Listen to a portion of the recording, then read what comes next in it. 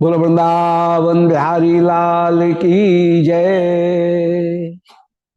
गोविंद जय जय गोपाल जय जय गोविंद जय जय गोपाल जय जय राधा रमण हरि गोविंद जय जय राधा रमण हरि गोविंद जय गोविंद जय जय गोपाल जय जय गोविंद जय जय गोपाल जय जय राधा रमण हरि गोविंद जय जय राधा रमण हरि गोविंद जय जय।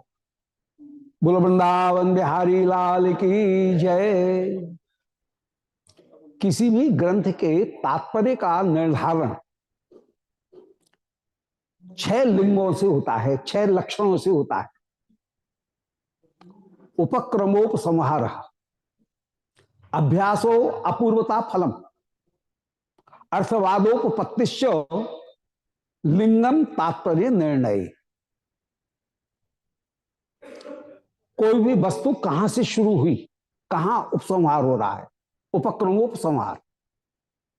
फिर अभ्यास, ग्रंथ के बीच बीच में भी किस चीज को ही बार बार कहा गया है। फिर अपूर्वता, अपूर्वता का मतलब है कि यहां की क्या स्पेशलिटी है, इस ग्रंथ का फल क्या मिला।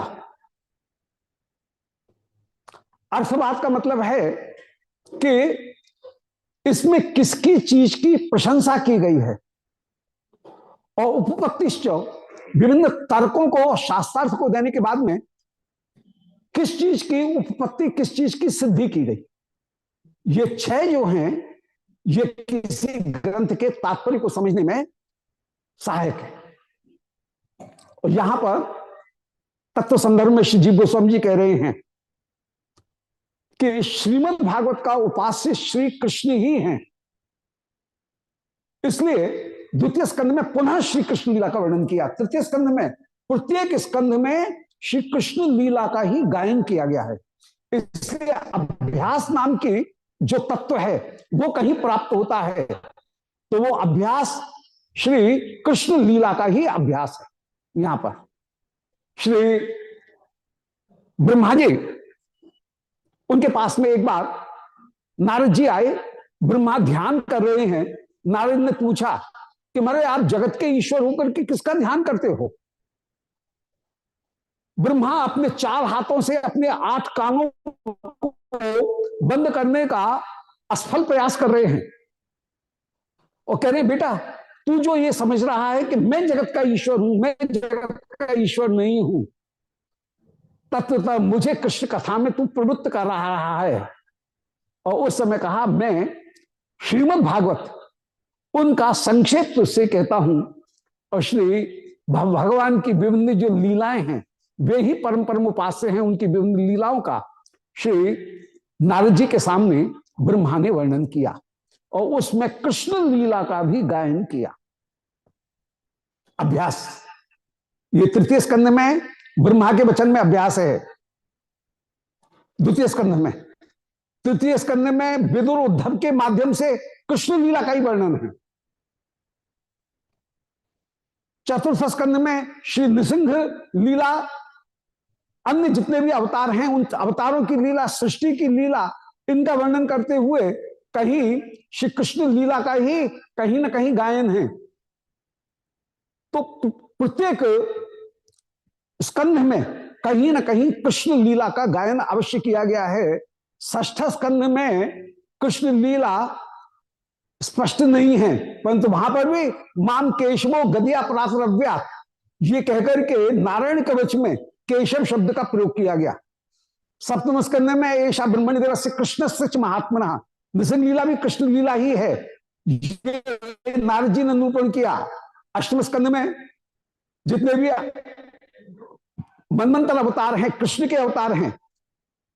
नवम और दशम तो कृष्ण लीला ही है, एकादश कृष्ण लीला ही है। द्वादश में श्री कृष्णाश्रय उनका वर्णन करना ही मुख्य लक्ष्य है। अभ्यास के रूप में श्रीमद् भागवत में कृष्ण लीला का ही गायन किया गया है। अभ्यास सर्वदा तो उपक्रम उपसंहार अभ्यास। अपूर्वता माने कृष्ण प्रेम के द्वारा जो वस्तु की प्राप्ति है वो कहीं दूसरी जगह नहीं होती है। गोपियों की अपूर्वता का निरूपण यहां पर किया गया। फल अंत में कृष्ण सेवा की प्राप्ति। परामो दुख शमन तम नमामि हरिम परम। परम फल की सारे शास्त्रों का पूरा निष्कर्ष निचोड़ यदि कहीं है तो वो निचोड़ श्री कृष्ण लीला में ही एकमात्र विराजमान, ये निरूपण किया गया।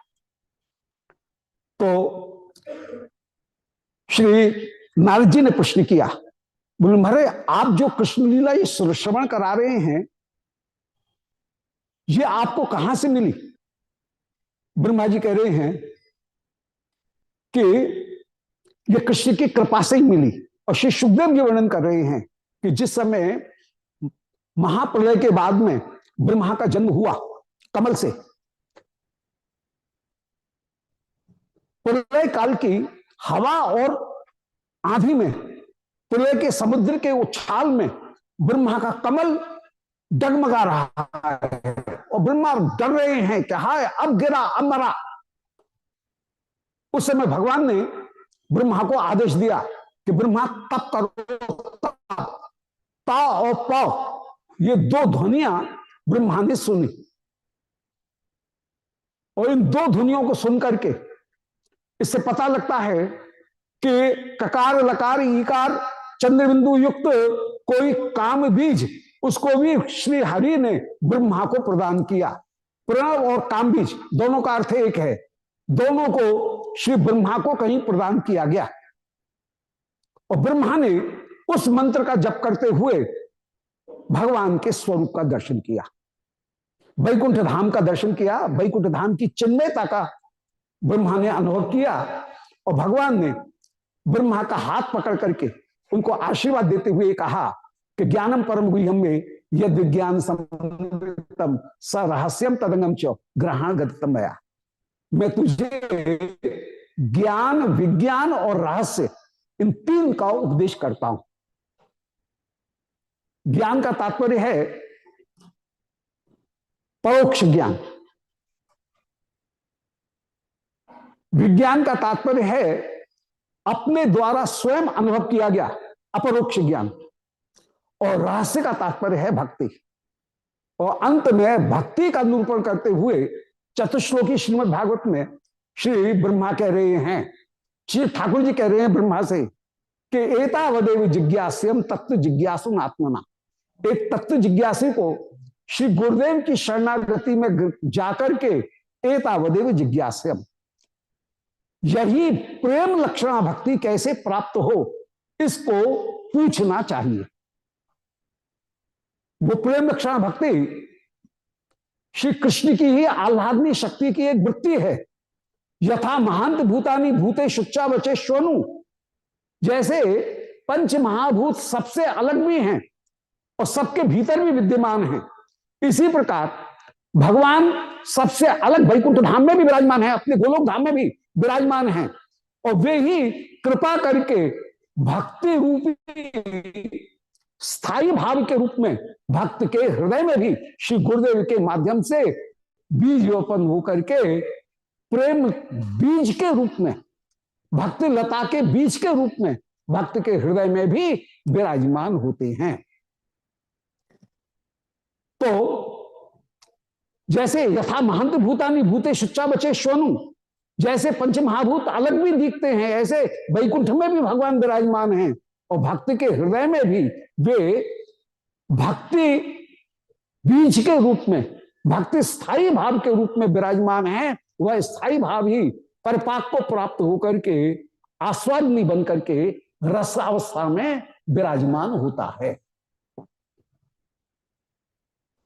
प्रविष्टान्य प्रविष्टानी तथा तेषु नतेषु हम, तेषु नतेषु जो मेरे शरणागत हो गए हैं उनके भीतर मैं विराजमान होता हूं। तो ऐसे भक्ति का उपदेश दिया। ये हमने तुम्हारे सामने ब्राह्म कल्प का निरूपण किया अब पाद्मकल्प का निरूपण करते हैं। श्रीमद् भागवत में 10 लक्षण हैं। सर्ग विसर्ग स्थान पोषण मुक्ति मनमंत्री ईशान कथा निरोध मुक्ति आश्रय। इनमें आश्रय पदार्थ श्री कृष्ण ही हैं। 9 हैं लक्षण और लक्ष्य पदार्थ है श्री कृष्ण। इनमें क्रम क्रम करके आए ऐसा जरूरी नहीं है। सब जगह सब चीज हैं, प्रत्येक स्कंध में प्रत्येक चीज विराजमान है, परंतु प्रधानता के कारण उस स्कंध को उस लक्षण का नाम दे दिया गया। जैसे 10वें स्कंध को आश्रय स्कंध कह दिया गया क्योंकि कृष्ण की उसमें प्रधानता है। 11 स्कंध में मुक्ति की प्रधानता है, इसलिए उसे मुक्ति कह दिया गया, मुक्ति स्कंध कह दिया गया। 12 स्कंध में निरोध की प्रधानता है, इसलिए उसे निरोध स्कंध कह दिया गया। सर्ग विसर्ग स्थान पोषण मुक्ति मनमंत्र ये सब इसी प्रकार हैं। इनमें थोड़ा सा कहीं आचार्यों में विचार विमर्श भी है। कोई 10वें स्कंद को आश्रय स्कंद कहते हैं, कुछ निरोध स्कंद कहते हैं, तो वो एक अलग बात है। उसके लिए अलग से ये अभी श्रीमद् भागवत का जो अनुवाद का क्रम चल रहा है उसमें 9वें खंड में इस पूरे निबंध को कहीं प्रस्तुत किया गया है। उसकी परिशिष्ट में है कि उसको आश्रय कहा जाए या निरोध कहा जाए, वो उसका विवेचन वहां पर देने का प्रयास किया गया है। अस्त जो ब्रह्मा की आयु 100 वर्ष की है, इनमें 50 वर्ष व्यतीत हो गए हैं, बीत गए। 51वां वर्ष ब्रह्मा का चल रहा है इस समय। ब्रह्मा की परवा तिथि उसका नाम है श्वेत वराह कल्प। तो ब्राह्म कल्प का ये श्वेत वराह कल्प है, और उस श्वेत वराह कल्प में इसको पीछे वाला जो भाग है उसको पाद्म कल्प कहेंगे। इस पाद्म कल्प में, श्वेत वराह कल्प में, पाद्म कल्प में श्री ब्रह्मा जो सृष्टि जैसे हुई उसका अब वर्णन कर रहे हैं। तो ब्रह्मा के 100 वर्ष की 50 वर्ष को, पूर्वार्ध को ब्राह्मकल्प कहा गया, और उन ब्राह्मकल्प में परवा जो तिथि है उस दिन ब्रह्मा का जन्म हुआ था। गुड़ी परवा जिसको नव संवत्सर कहते हैं, उस दिन ब्रह्मा का जन्म हुआ, उसकी लीला का वर्णन कर दिया गया। अब परवा तिथि तो हर महीने में आएगी, तो 50 में 51वें वर्ष की परवा जो तिथि है, पहली परवा तिथि, प्रतिपदा तिथि, उसका नाम पाद्मकल्प है। उस पाद्मकल्प की लीला का श्री सुखदेव जी वर्णन कर रहे हैं। इसमें विदुर मैत्री संवाद हुआ, जिस समय धृतराष्ट्र की बुद्धि अपने पुत्रों में और पांडवों के प्रति विषम थी। उस समय पांडव, उनको घर से निकाल दिया गया, पांडव छिप गए, लाक्षागृह में से बच करके निकल गए, और वन में प्रथम वनवास पांडवों ने भोगा। पांडवों ने 2 बार वनवास भोगा। एक बार पहले अपनी किशोर अवस्था में उन्होंने वनवास भोगा, दोबारा द्रौपदी के स्वयंवर में जब वे प्रकट हुए उस समय पांडव, उनको बुलाना पड़ा धृतराष्ट्र को, और धृतराष्ट्र ने पांडवों को वो स्थान प्रदान किया जहां पर कोई मालगुजारी नहीं आती थी, घना वन था, जहां पर नागों का शासन था, परंतु पांडवों ने खांडव वन को, अग्नि को प्रदान किया, नाग जाति के ऊपर विजय प्राप्त की, और इंद्रप्रस्थ, दिल्ली, आजकल जो दिल्ली है, उस दिल्ली की इंद्रप्रस्थ की रचना की, और वहां पर राजस्व यज्ञ करके पांडवों को एक तरह से चक्रवर्ती राजापने का जो सौभाग्य है वो प्राप्त हुआ। पांडवों के वैभव को देख करके दुर्योधन भीतर ही भीतर जल कुड़ गया, और इसने पांडवों के राज्य को हथियाने के लिए द्यूत सभा का आयोजन किया।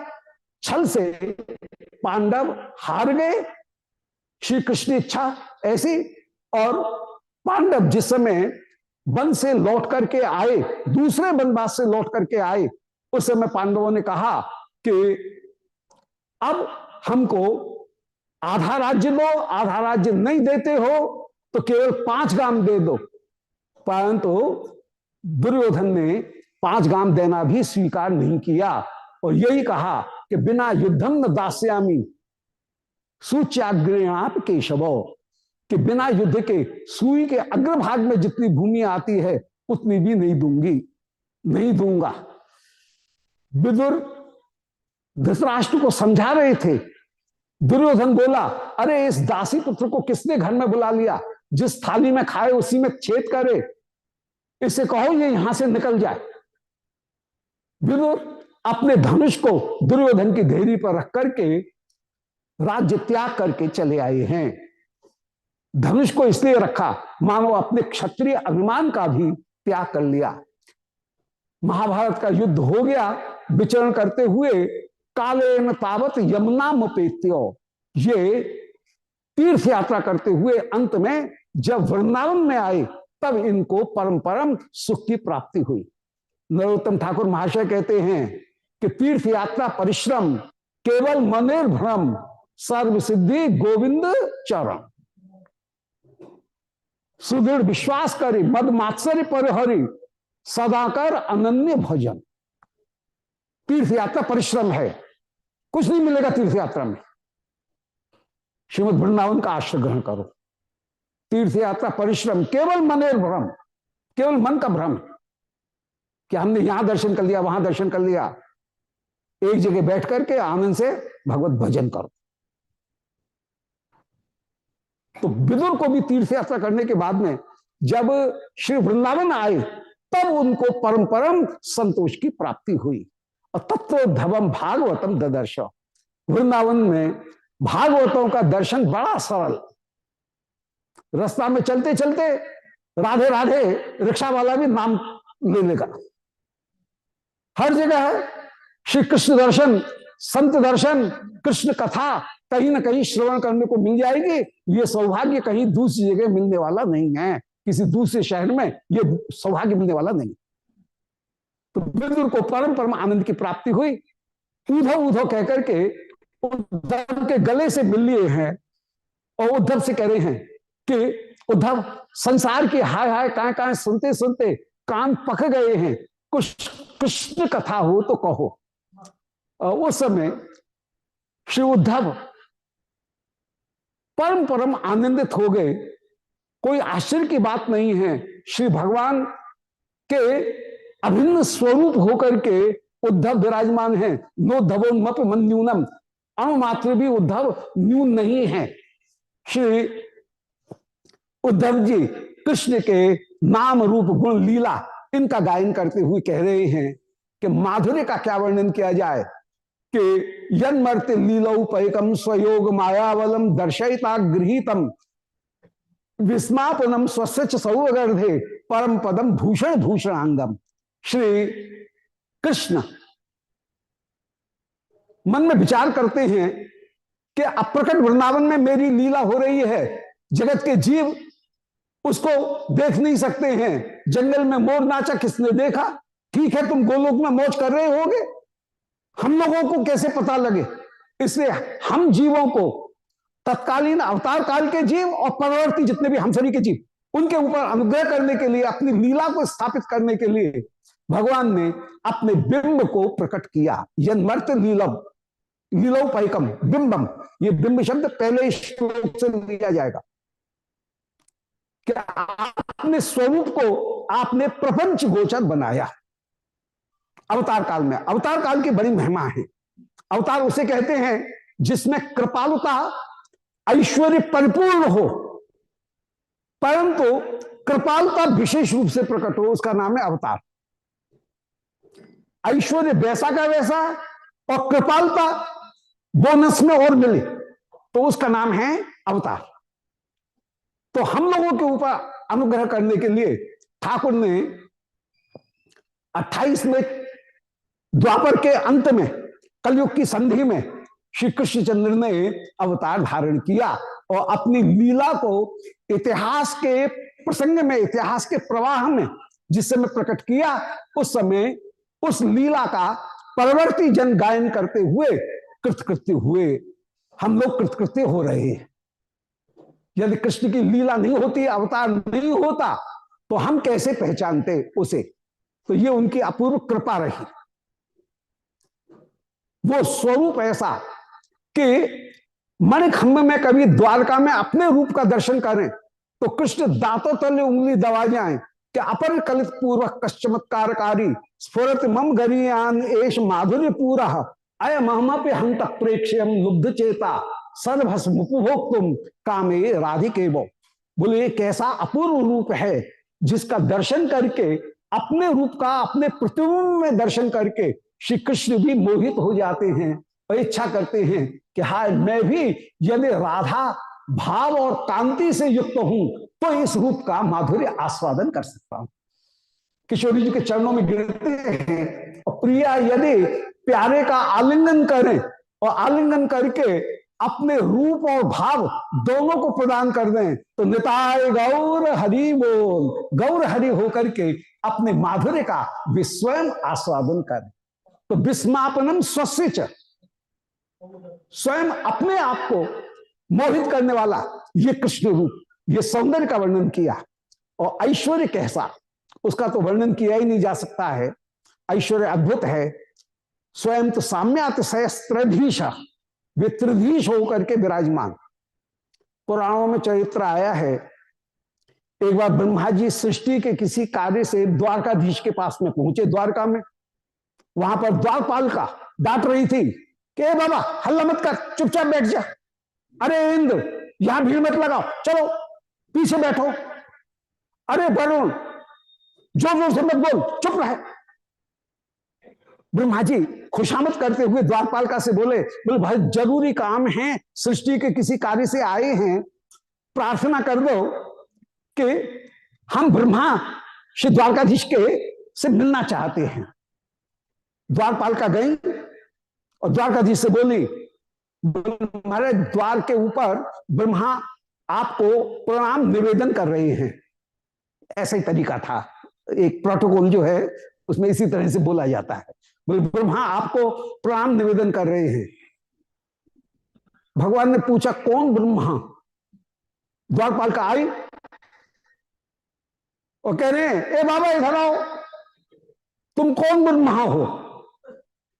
ब्रह्मा को तो आश्चर्य हुआ, बोले 10-5 ब्रह्मा होते हैं क्या? तो बड़े ठसक के साथ में बोले कौन ब्रह्मा क्या होता है, देख नहीं रहे हो हम 4 मुंह वाले ब्रह्मा हैं। श्री द्वारपालिका ने कहा बोले महाराज चतुर्मुख ब्रह्मा ने दंडवत किया है। भगवान बोले अरे बच्चे की बात पहले सुननी चाहिए, बुला लो बुला लो। तो आउट ऑफ लाइन ब्रह्मा को बुला लिया गया। ब्रह्मा भगवान को प्रणाम करते हुए बोले द्वारकाधीश को, बोले महाराज जिस काम से आया था वो तो बताऊंगा पीछे, पहले एक संदेह उत्पन्न हो गया, पहले उसका समाधान कर दीजिए। आपने ये कैसे पूछा कौन ब्रह्मा? पूरी सृष्टि में एक ही तो ब्रह्मा होता है, सृष्टि की रचना करने वाला। कोई 10-5 ब्रह्मा होते हैं क्या? भगवान बोले अरे ब्रह्मा बड़े भोले हो, तुम ये समझते हो कि तुम्हारी सृष्टि अकेली सृष्टि है, तुम्हारा ब्रह्मांड अकेला है, तुम्हारा ब्रह्मांड सबसे छोटा है, इसलिए मैंने केवल तुमको 4 मुंह दिए। जो ब्रह्मांड जितना बड़ा उसके ब्रह्मा को उतने ही मुख दिए हुए हैं। द्वारपालिका से कहा एक आध ब्रह्मा हो तो जरा बुला लेना, इनको विश्वास हो जाएगा। द्वारपालिका ने द्वार के ऊपर जाकर के टेक दी, सुनो सुनो यदि कोई ब्रह्मा सुन रहे हो। तो द्वारकाधीश ने उनको स्मरण किया है। अनंत कोटि ब्रह्मांडों के अनंत कोटि संख्यातीत ब्रह्मा आकर के खड़े हो गए और श्री द्वारकाधीश के सभा मंडप के एक कोने में समा गए। ये धाम की विभुता दिखाई। ब्रह्मा देख करके आंखें तोड़ गई, विचार कर रहे हैं, बोले हैं किसी के 1000 मुख, किसी के लाख मुख, किसी के करोड़ मुख। भगवान कह रहे हैं ब्रह्मा देख ले, तेरा ब्रह्मांड सबसे छोटा है, इसलिए तुझे केवल 4 मुख दिए। यहां पर शतमुख, सहस्त्रमुख, लक्षमुख ब्रह्मा भी विद्यमान है। ऐसा है जिनका ऐश्वर्य। सो बल महाराज चिर लोकपाल, अनंत अनंत लोकपाल जो हैं वो जिन भगवान के श्री चरणारविंद में प्रणाम करते हैं, ऐसा वो धाम अपूर्व रूप से विराजमान है। ऐसा ऐश्वर्य उस ऐश्वर्य का यदि वर्णन करने के लिए बैठेंगे तो हमारा वर्णन हंसी का विषय बन जाएगा। इसलिए हम तो भगवान के लीला गायन में ही अपने आप को सीमित करना चाहते हैं। लीला गायन जितना हो जाए उतना ही आनंद आनंद। अतः श्री कृष्ण के माधुर्य का वर्णन करते हुए बोले कि श्री कृष्ण का माधुर्य अद्भुत होकर के विराजमान हैं। जहां समय मदन मोहन सखी तनोति नेत्र स्प्रहाम, वे मदन मोहन मेरे नेत्र में अपूर्व स्प्रहा उत्पन्न करते हुए विराजमान हो रहे हैं। सौंदर्यामृत सिंधु भंग ललना चित्राद्य संप्लावक कर्णानंद समर्थ रम्य वचन कोटिंद शीतांग कह सौरभ्यामृत संप्लावृत जगत पीयूष रम्याधर श्री गोपेन्द्र सुतः सकर्षत बलात् पंचेन्द्रियान्याल में। श्री कृष्ण के माधुर्य का क्या वर्णन किया जाए। श्री किशोरी जो कह रही हैं कि अरे सखी, मेरा मन एक अश्व है, इस अश्व के ऊपर धैर्य विवेक रूपी अनेक महारत्न लदे हुए हैं।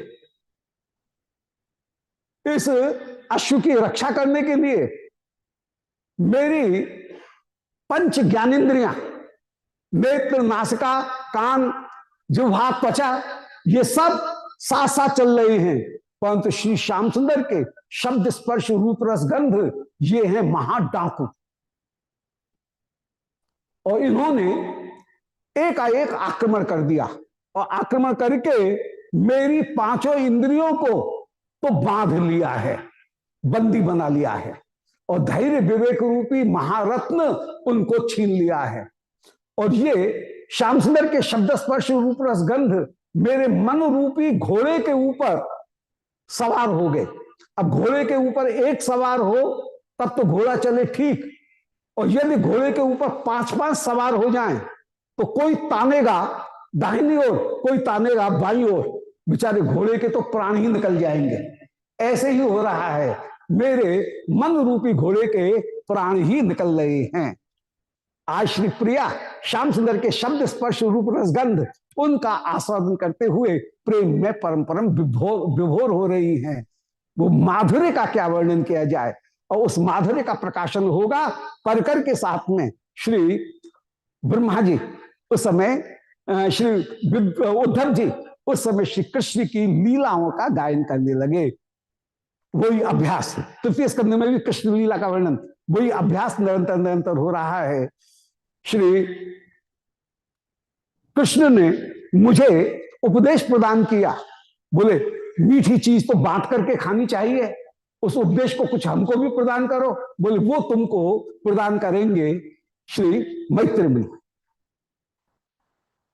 श्री मैत्री मुनि के पास में जिस समय श्री विदुर जी गए, चरणों में प्रणाम किया, और चरणों में प्रणाम करते ही श्री विदुर जी ने 2 प्रश्न किए। बोले हमारे सुख के लिए जीव प्रयास करता है, परिणाम में दुख क्यों मिलता है।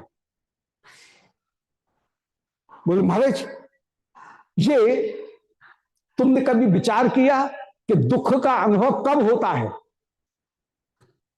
दुख का अनुभव होता है जब ये विचार किया जाए कि मैं दुखी हूं, तो दुख का अनुभव होगा। इदम दुखम, यह दुख का कारण नहीं है। अहम दुखी, यह मूड ही दुख का कारण है। डॉक्टर दिन में 150 मरीजों को देखता है, परंतु कभी दुखी नहीं होता। वह इदम दुखम यह अनुभव करता है केवल, इसको ये दुख है, इसको ये दुख है। परंतु जब डॉक्टर के ऊपर आती है तब वो दुखी होता है। तो दुख सर्वदा सर्वदा साक्षी संवेद्य है, दुख कभी भी विषय संवेद्य नहीं है। इदम दुखम, यह दुख देने वाली वस्तु नहीं है। ये साक्षी संवेद दुख कब होगा, साक्षी संवेद होगा तब जबकि देहाध्यास हो जाएगा। मैं देह हूं ये यदि भ्रम हो जाएगा तो देह के दुख को आत्मा अपना दुख करके मानेगी। आत्मा को भ्रम हो जाएगा तब उसे दुख की प्राप्ति होगी। अन्यथा आत्मा तो शुद्ध बुद्ध मुक्त है, परंतु अहंकार से लिप्त होने पर आत्मा को दुख की प्राप्ति होती है। और इसी प्रसंग में श्री सुखदेव जी ने, श्री मैत्रेय मुनि ने विदुर जी के सामने सृष्टि प्रकरण का निरूपण किया। जब संकर्षण भगवान ने प्रकृति की ओर देखा, उस समय प्रकृति की ओर देख करके प्रकृति के द्वारा जितने भी सृष्टि के तत्व हैं, वे सृष्टि के तत्व उत्पन्न हुए। ब्रह्मा का भी जन्म हुआ। ब्रह्मा भगवान की स्तुति कर रहे हैं। भगवान ने ब्रह्मा को उस समय 4 श्लोकों में श्रीमद् भागवती संहिता का उपदेश प्रदान किया और ये कहा कि अतो मई रतिम कुर्यात् देहादेर यत्कृतो ब्रह्मा प्रिय, मुझ में रति करनी चाहिए। इसका मतलब है कि भक्ति जीव मात्र को स्वाभाविक रूप में प्राप्त नहीं है। किसी किसी भाग्यशाली को जब कृष्ण कृपा की प्राप्ति होती है तब वह भक्ति कर पाता है। यदि नित्य प्राप्त होती भक्ति तब तो भगवान कुर्यात ये शब्द नहीं कहते। तो अहम आत्मात्मनाम धाता है प्रेष्ठ सन प्रेषाम अपि, बोले हे धाता है, हे विधाता ब्रह्मा, मैं आत्मा की भी आत्मा हूं, मैं सबसे ज्यादा प्यारी वस्तु है आत्मा, उस आत्मा का भी प्रेषाम प्रिय, आत्मा का भी परम प्यारा होकर के परमात्मा हूं। अतो मई रतिम कुर्यात्, ये जीव ईश्वर को भूला हुआ है।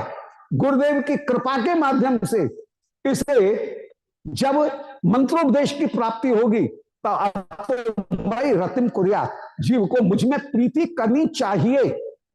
इसका मतलब है कि भक्ति बड़ी दुर्लभ है। करोड़ों करोड़ों जीवों में कोई एक जीव कृष्ण भक्ति की ओर उन्मुख होता है। मुक्ता नाम अपि सिद्धा नाम नारायण परायण सुदुर्लभ प्रशांतात्मा कोटिश्वपि महामुनि। करोड़ों के बाद बीच में कोई कोई किसी को भक्ति मिलती है ऐसा। अतः ये नहीं मान सकते हैं कि भक्ति जैसे अन्य प्रवृत्तियां हैं ऐसे भक्ति भी एक प्रवृत्ति है। जैसे 13 मनोविज्ञान में 13 मनोवृत्तियां हैं, इंस्टिंक्ट हैं, ऐसे भक्ति भी एक इंस्टिंक्ट नहीं है। नहीं तो सभी लोग भक्त हो जाते हैं। श्रद्धा की भावना हो सकती है परंतु भक्ति हर एक में नहीं है। भक्ति जब कृष्ण कृपा करना चाहते हैं तब किसी किसी को भक्ति का सौभाग्य प्राप्त होता है। अतः कुर्यात शब्द का प्रयोग किया कि मुझ में भक्ति करनी चाहिए। ये विधिलिंग का ऑप्टेटिव केस यहां पर निरूपण किया गया। क्योंकि देहादिर यत् कृते प्रिय, आत्मा के लिए ही जब देह प्यारा है तो आत्मा का भी प्यारा जो परमात्मा है उस परमात्मा में प्रीति करनी चाहिए। ब्रह्मा कृतकृत्य होकर के विराजमान हुए। ब्रह्मा ने उस समय विभिन्न 10 प्रकार की सृष्टियां की और 10 प्रकार की सृष्टि करके उन सृष्टियों में 6 प्राकृतिक सृष्टि थी। महतत्व, अहंकार, पंचतन्मात्राएं, इंद्रिय, देवता और अज्ञान, इनकी सृष्टि की। 3 प्राकृतिक सृष्टि की। सबसे पहले वनस्पति उत्पन्न किए क्योंकि वे भोजन का आधार है। फिर ये 7वीं सृष्टि हुई।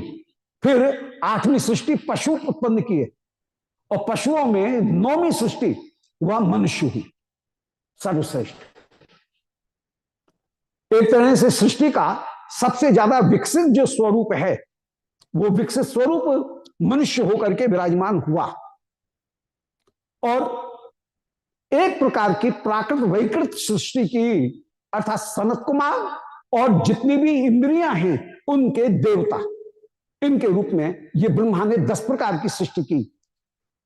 6 जो सृष्टियां हैं महतत्व, अहंकार इत्यादि, ये 6 सृष्टि तो कहीं इंडिग्रेंट्स हैं, सृष्टि के मूल तत्व हैं। इनका क्रियात्मक जो स्वरूप है, कंपाउंड जो स्वरूप है, वो कंपाउंड स्वरूप हुआ वह वृक्ष, पशु और पशुओं में भी मनुष्य। इनमें अन्य जो पशु हैं वे तो हैं कहीं तिर्यक। तिर्यक माने जिनके भोजन का संचार आड़ा होता है, मुख से लेकर के और पूंछ तक, वे तिर्यक हैं। परंतु मनुष्य जो है वह तिर्यक नहीं है। मनुष्य के भोजन का संचार ऊपर से नीचे नीचे की तरफ होता है, अधोगामी संचार है। और जो मनुष्य है वह कहीं अधिक उत्तम होकर के विराजमान है। और वह जो सृष्टि का क्रम है, उस सृष्टि के क्रम में, विकास के क्रम में भी वह सर्वश्रेष्ठ होकर के विराजमान है। अन्य जितनी भी सृष्टियां हुई वे सृष्टियां समाप्त होती हुई चली गई। Survival of the fittest, elimination of the weeks, अपने आप होता हुआ चला गया।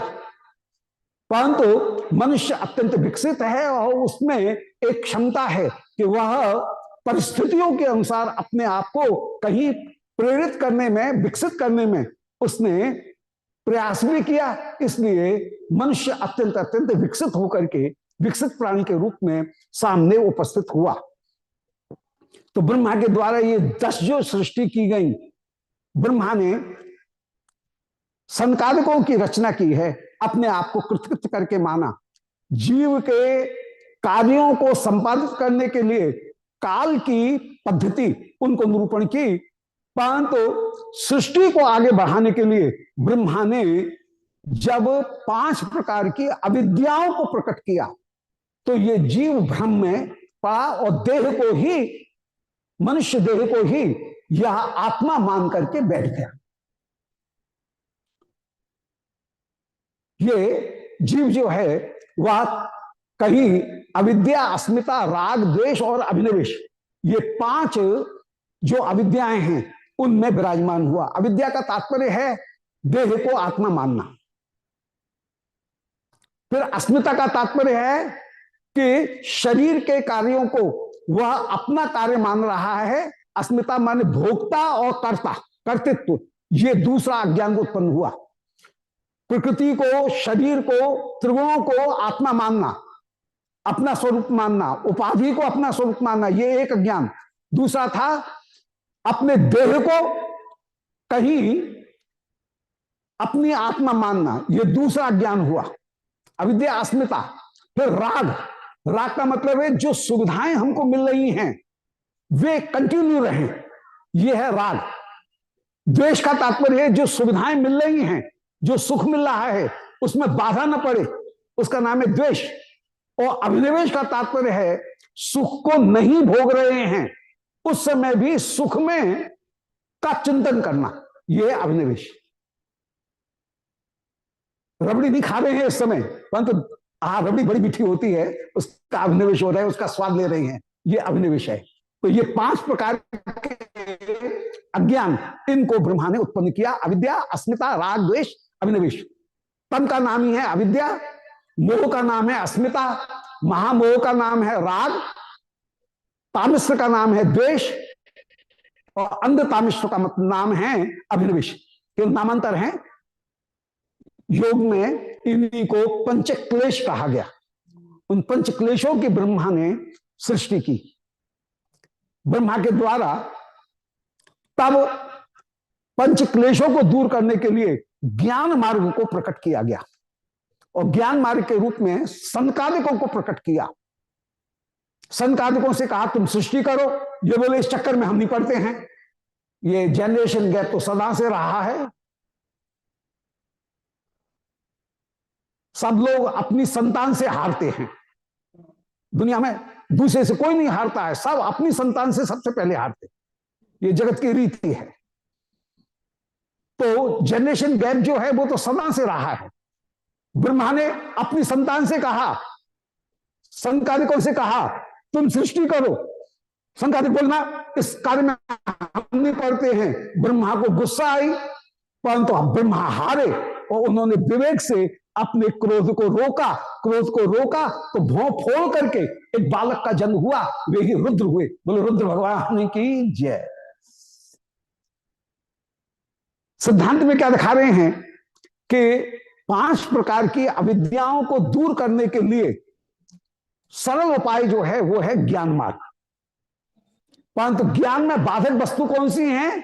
ज्ञान में बाधक वस्तु हैं काम और क्रोध, वही रुद्र होकर के उत्पन्न हुए। क्रोध को कहा जाएगा काय के द्वारा, विवेक के द्वारा। ब्रह्मा ने विवेक उत्पन्न किया, परंतु ज्ञान में विवेक आने पर फिर सृष्टि नहीं बढ़ सकती है। इसलिए ब्रह्मा ने फिर 10 पुत्रों को उत्पन्न, ऋषियों को उत्पन्न किया। इनमें 9 ऋषियों के द्वारा 9 गोत्रों का जन्म हुआ, अर्थात कर्म कांड का ब्रह्मा ने स्थापन किया। ज्ञान कांड, कर्म कांड। इनमें 10वां सत्र नारद, 10वां कौन हुआ? नारद, अर्थात भक्ति मार्ग का उत्पन्न किया। इस प्रकार जीव का कल्याण करने के लिए ब्रह्मा ने 3 मार्गों को उत्पन्न किया, ज्ञान कांड, कर्म कांड और भक्ति कांड। इनमें भक्ति कांड नारद निरपेक्ष होकर के रहे, भक्ति कांड सर्वथा स्वतंत्र होकर के रहा, और भक्ति कांड के द्वारा ही जीव का परम कल्याण हो सकता है। तो कहने के लिए सृष्टि प्रकरण है, परंतु सृष्टि प्रकरण नहीं है, बल्कि एक एलिगरी के द्वारा, एक समासोक्ति के द्वारा यहां पर यह स्थापित किया गया कि भक्ति कांड ही जीव के परम कल्याण के लिए विराजमान है। यह सृष्टि अकृतार्थ जीव को कृतार्थ करने के लिए ब्रह्मा ने की थी, ठाकुर ने की। जीव नित्य है, परंतु जीव कृतार्थ नहीं है। भगवान माधुर्य का उसको आस्वादन प्राप्त नहीं है। भगवान माधुर्य का आस्वादन प्राप्त करने के लिए कर्मकांड, ज्ञान कांड और भक्ति कांड, इन 3 की रचना हुई, और भक्ति कांड के द्वारा जैसे कल्याण की प्राप्ति जीव को हो सकती है, वैसी किसी दूसरे प्रकार से नहीं हो सकती है। ब्रह्मा ने अब अपने आप को कृतकृत्य करके अनुभव किया कि मैंने भक्ति मार्ग उनको प्रकट करने के लिए नारद को प्रकट कर दिया है। कर्म और ज्ञान से युक्त भक्ति, इनके द्वारा जैसे जीव का कल्याण होगा वैसे अन्य प्रकार से नहीं होगा।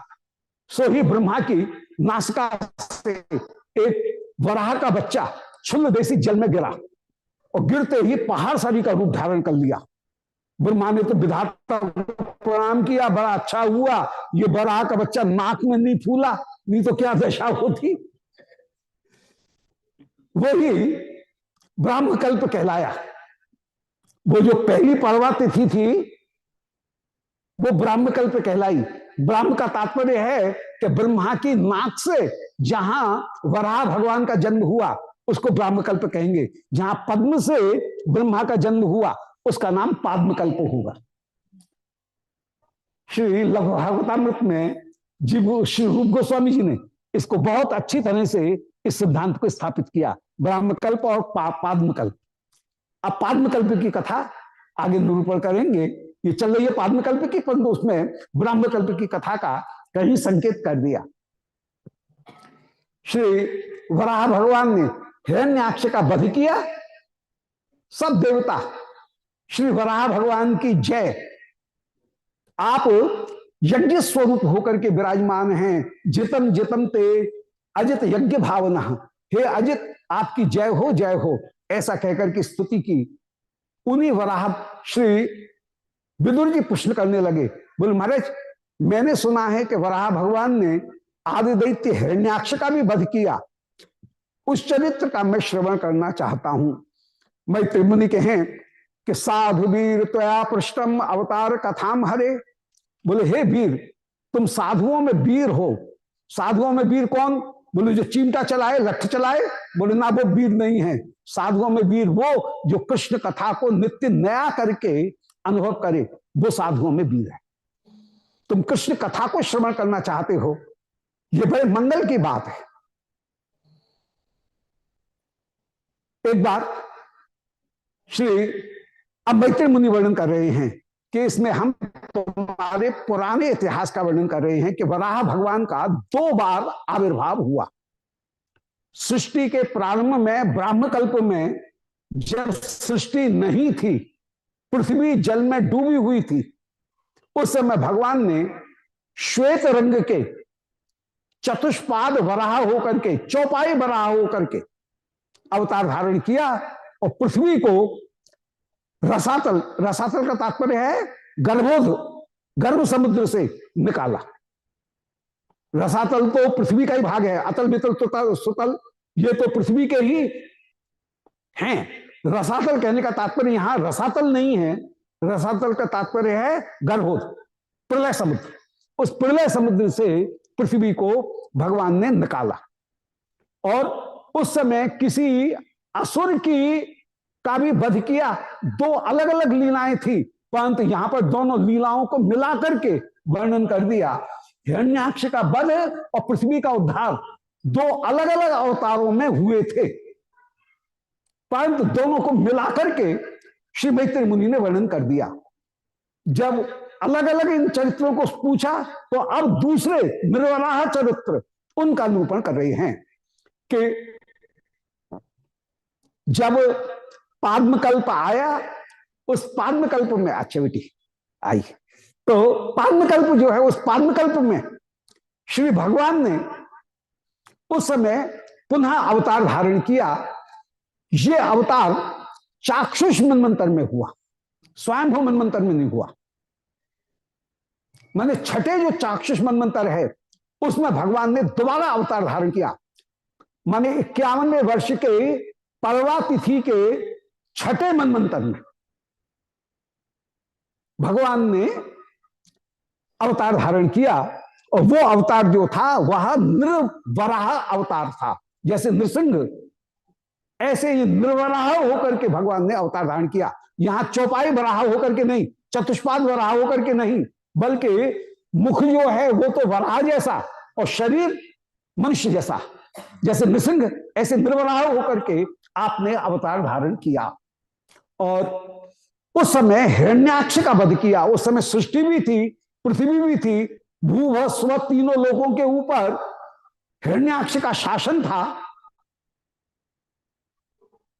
तब भगवान ने उनका वराह किया। नहीं तो पृथ्वी नहीं थी तो सृष्टि कहां से आएगी? कश्यप अदिति ये दिति ये कहां से आएंगे? तो ये बहुत बात की लीला है। श्री जीव गोस्वामी जी ने, रूप गोस्वामी जी ने कृपा करके इनका निरूपण किया। तो उसी चरित्र का अब दूसरा जो वराह चरित्र है उसका यहां पर वर्णन किया जा रहा है कि एक बार संध्या के समय दिति श्रृंगार धारण करके कश्यप ऋषि के पास में पहुंची। कश्यप ऋषि बोले इस समय तुम धैर्य धारण करो, भगवान शिव रुद्र इस समय विचरण कर रहे हैं। अरे 2 आंख वाले की लाज मत कर, 3 आंख वाले की तो लाज कर, तेरा देवर ढोल घूम रहा है। परंतु दिति ने पति का स्पर्श कर लिया, कश्यप का। कश्यप ने इनकी अभिलाषा को पूर्ण किया है। दिति चरणों में प्रणाम करती हुई बोली कि महाराज मेरा गर्भ नष्ट न हो, मेरी सारी बहनों के पास में संतान है, मेरे पास में संतान नहीं, इसलिए मुझे बड़ी लज्जा आ रही थी, इसलिए मैंने आपका स्पर्श कर लिया। कश्यप ऋषि बोले अरे चंडी तूने मेरी बात नहीं मानी, जा तेरे उग्र दंड को धारण करने वाले 2 पुत्र उत्पन्न होंगे। दिति ने उस गर्भ को 100 वर्ष तक धारण किया। फिर जिस समय हिरण्याक्ष हिरण्यकश्यप इन दोनों का जन्म हुआ, हिरण्याक्ष पहले उत्पन्न हुआ, हिरण्यकश्यप बाद में उत्पन्न हुआ। परंतु गर्भाधान की दृष्टि से हिरण्यकश्यप बड़ा है, हिरण्याक्ष छोटा है। हिरण्याक्षानो जो तस्य हो, अनुज कहकर के निरूपण किया। तो मां के क्रम में तो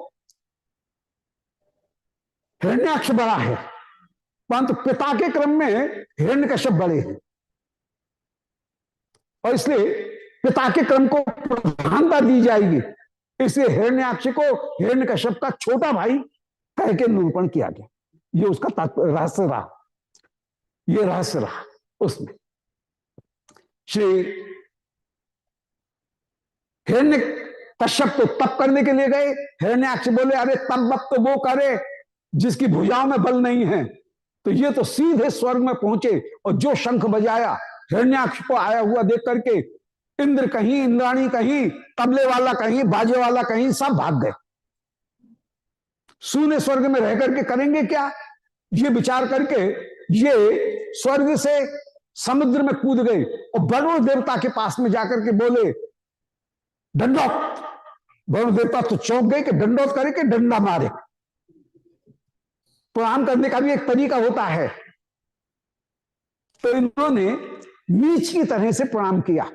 ब्रह्मा को वरुण देवता को बड़ा बुरा लगा। ये बोले बच्चा जी सुना है तुमने पहले कभी यज्ञ किए थे, हम सभी का कोई यज्ञ करने वाला, युद्ध करने वाला नहीं मिला होगा, आओ हमारे साथ में युद्ध कर लो। वरुण देवता बोले भैया बूढ़े हो गए, अब क्या तेरे साथ में युद्ध करेंगे क्या? अरे भूत विद्या मल्लई 12 वर्ष चल रही, खूब चल रही, कोई सदा चलती रहेगी क्या? कोई ये कहे कि हम सदा कुश्ती लड़ते रहेंगे तो कोई लड़ेगा क्या? साल 2 साल कोई कितना भी मास्टर ब्लास्टर हो, एक दिन तो ट्रायल होना ही पड़ेगा उसे। तो ये थोड़ी है कि वो सदा ही खेलता रहेगा।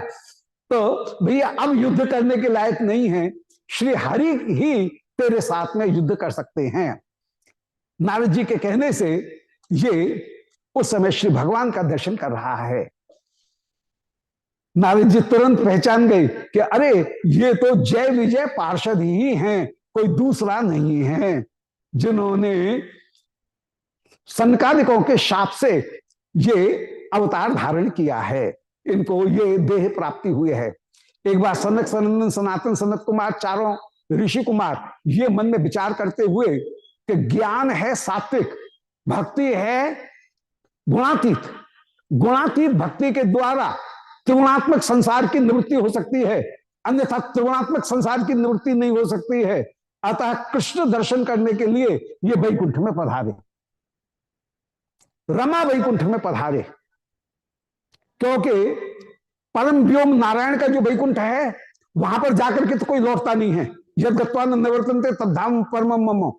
जो रमा वैकुंठ है वहां पर श्री रमा देवी के प्रिय करने के लिए, लक्ष्मी देवी जी के प्रिय करने के लिए ब्रह्मांड के भीतर भी भगवान ने रमा वैकुंठ की रचना की। वहां पर कभी कभी अनधिकारी व्यक्ति भी जा सकते हैं। जैसे नगर में कभी कभी सर्कस आता है तो सर्कस में शेर, चीता, भालू, वे भी जंगली जो जानवर हैं वे भी आ जाते हैं।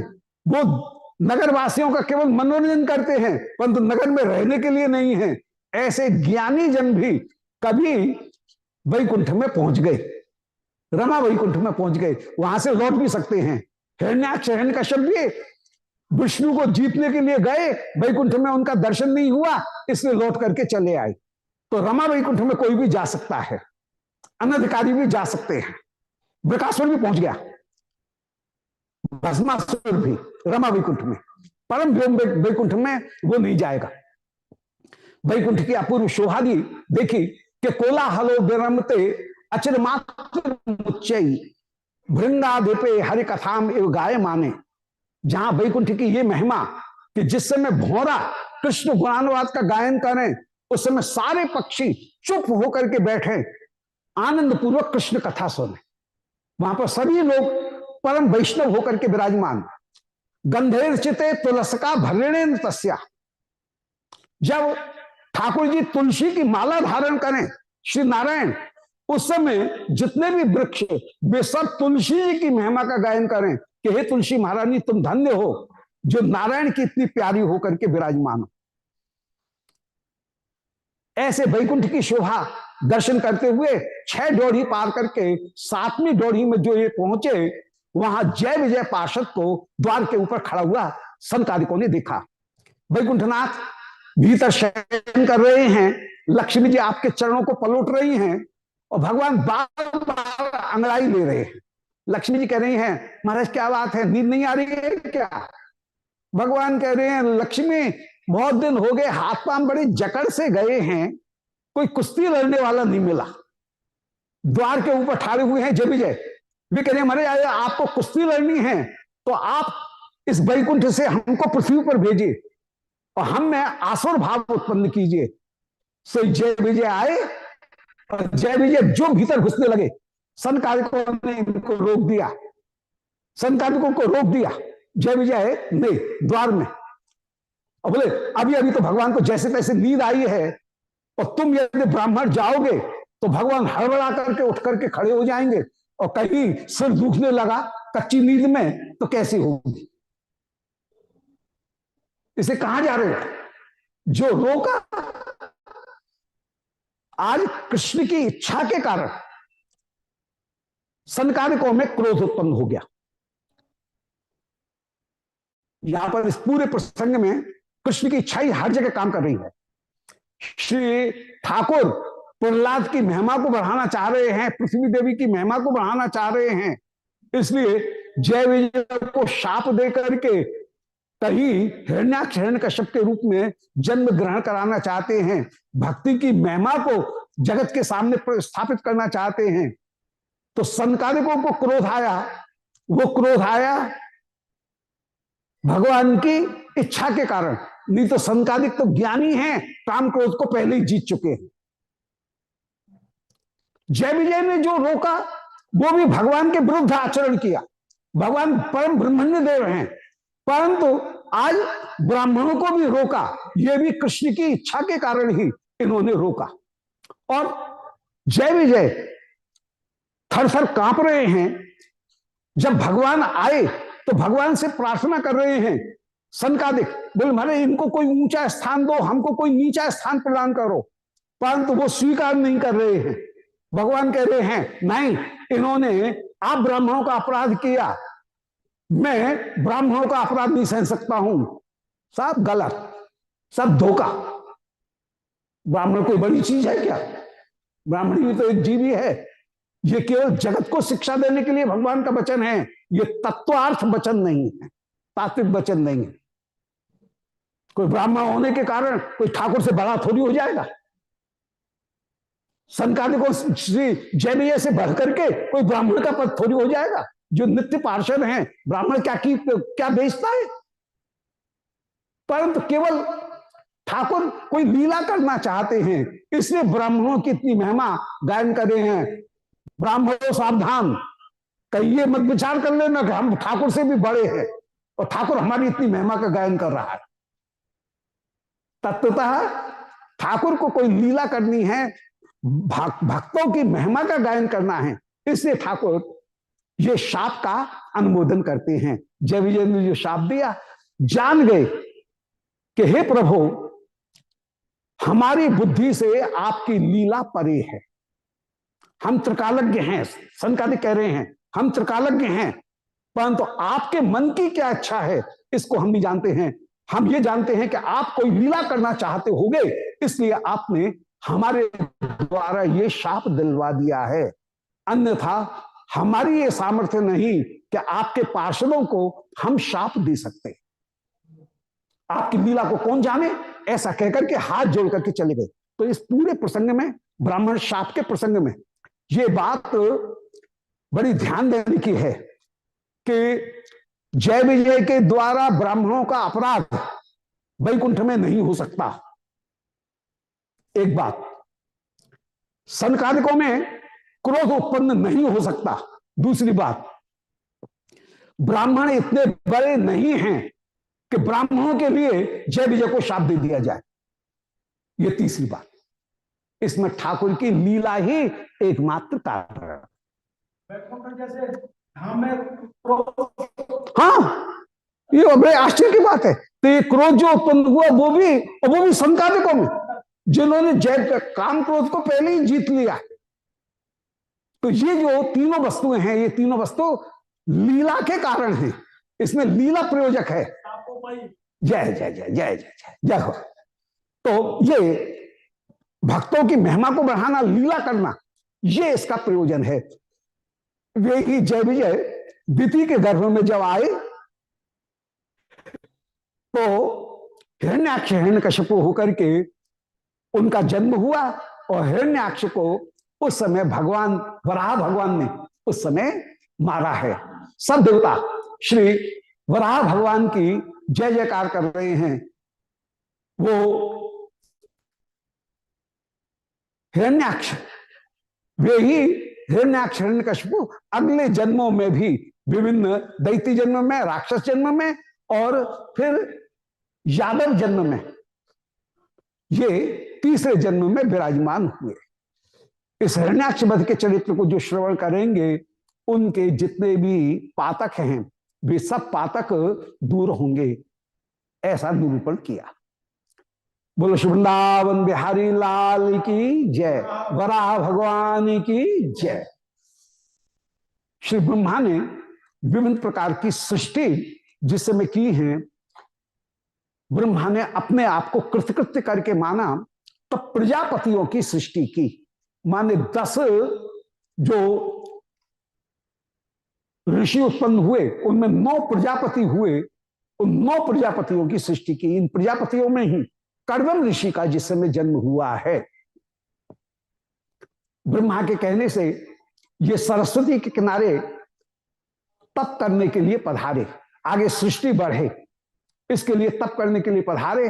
भगवान ने इनको दर्शन दिए और श्री कर्दम ऋषि स्तुति करते हुए कह रहे हैं कि जुष्टम बताद्या अखिल सत्व राशे सांसिद्धिमक्षो स्तव दर्शनान्न।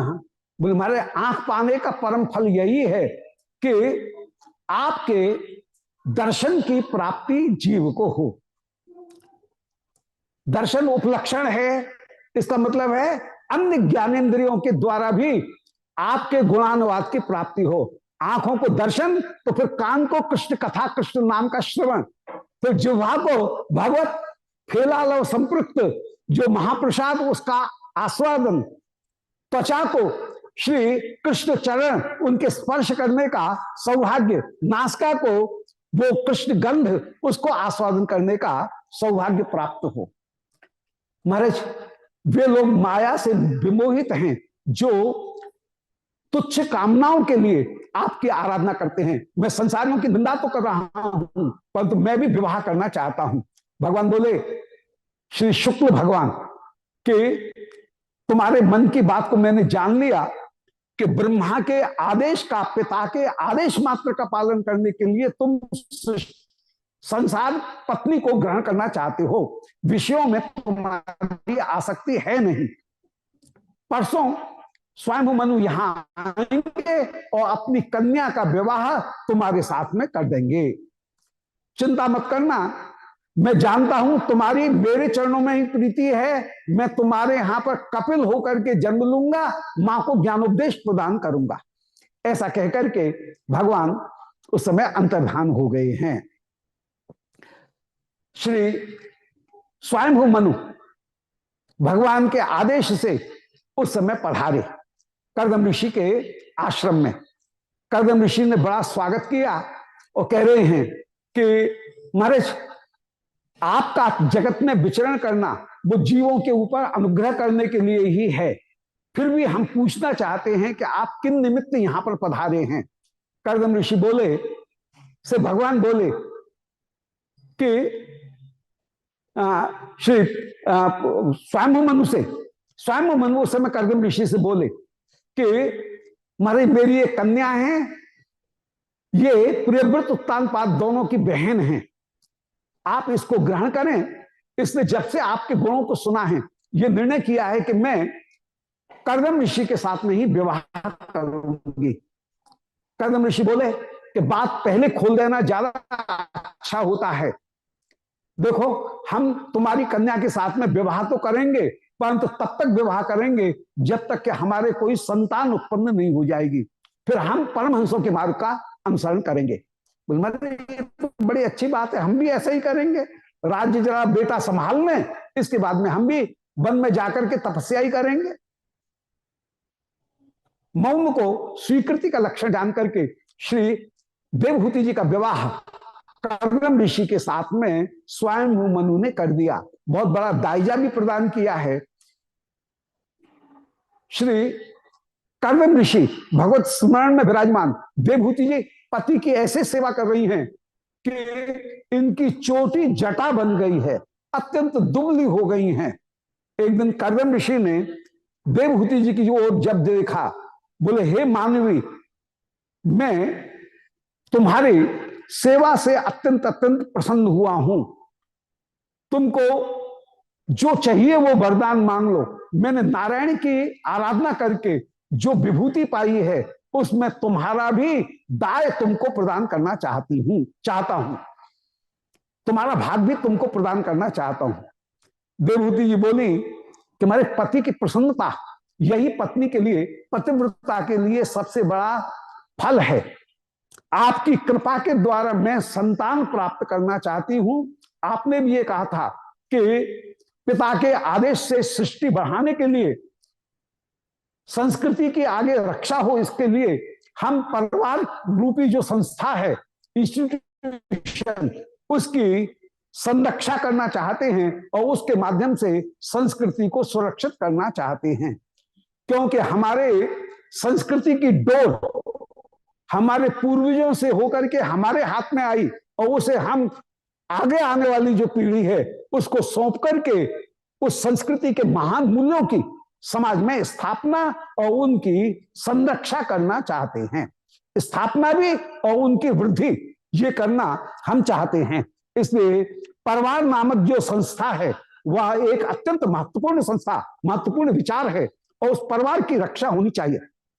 परिवार की रक्षा के लिए पूरा विश्व इस समय चिंतित है।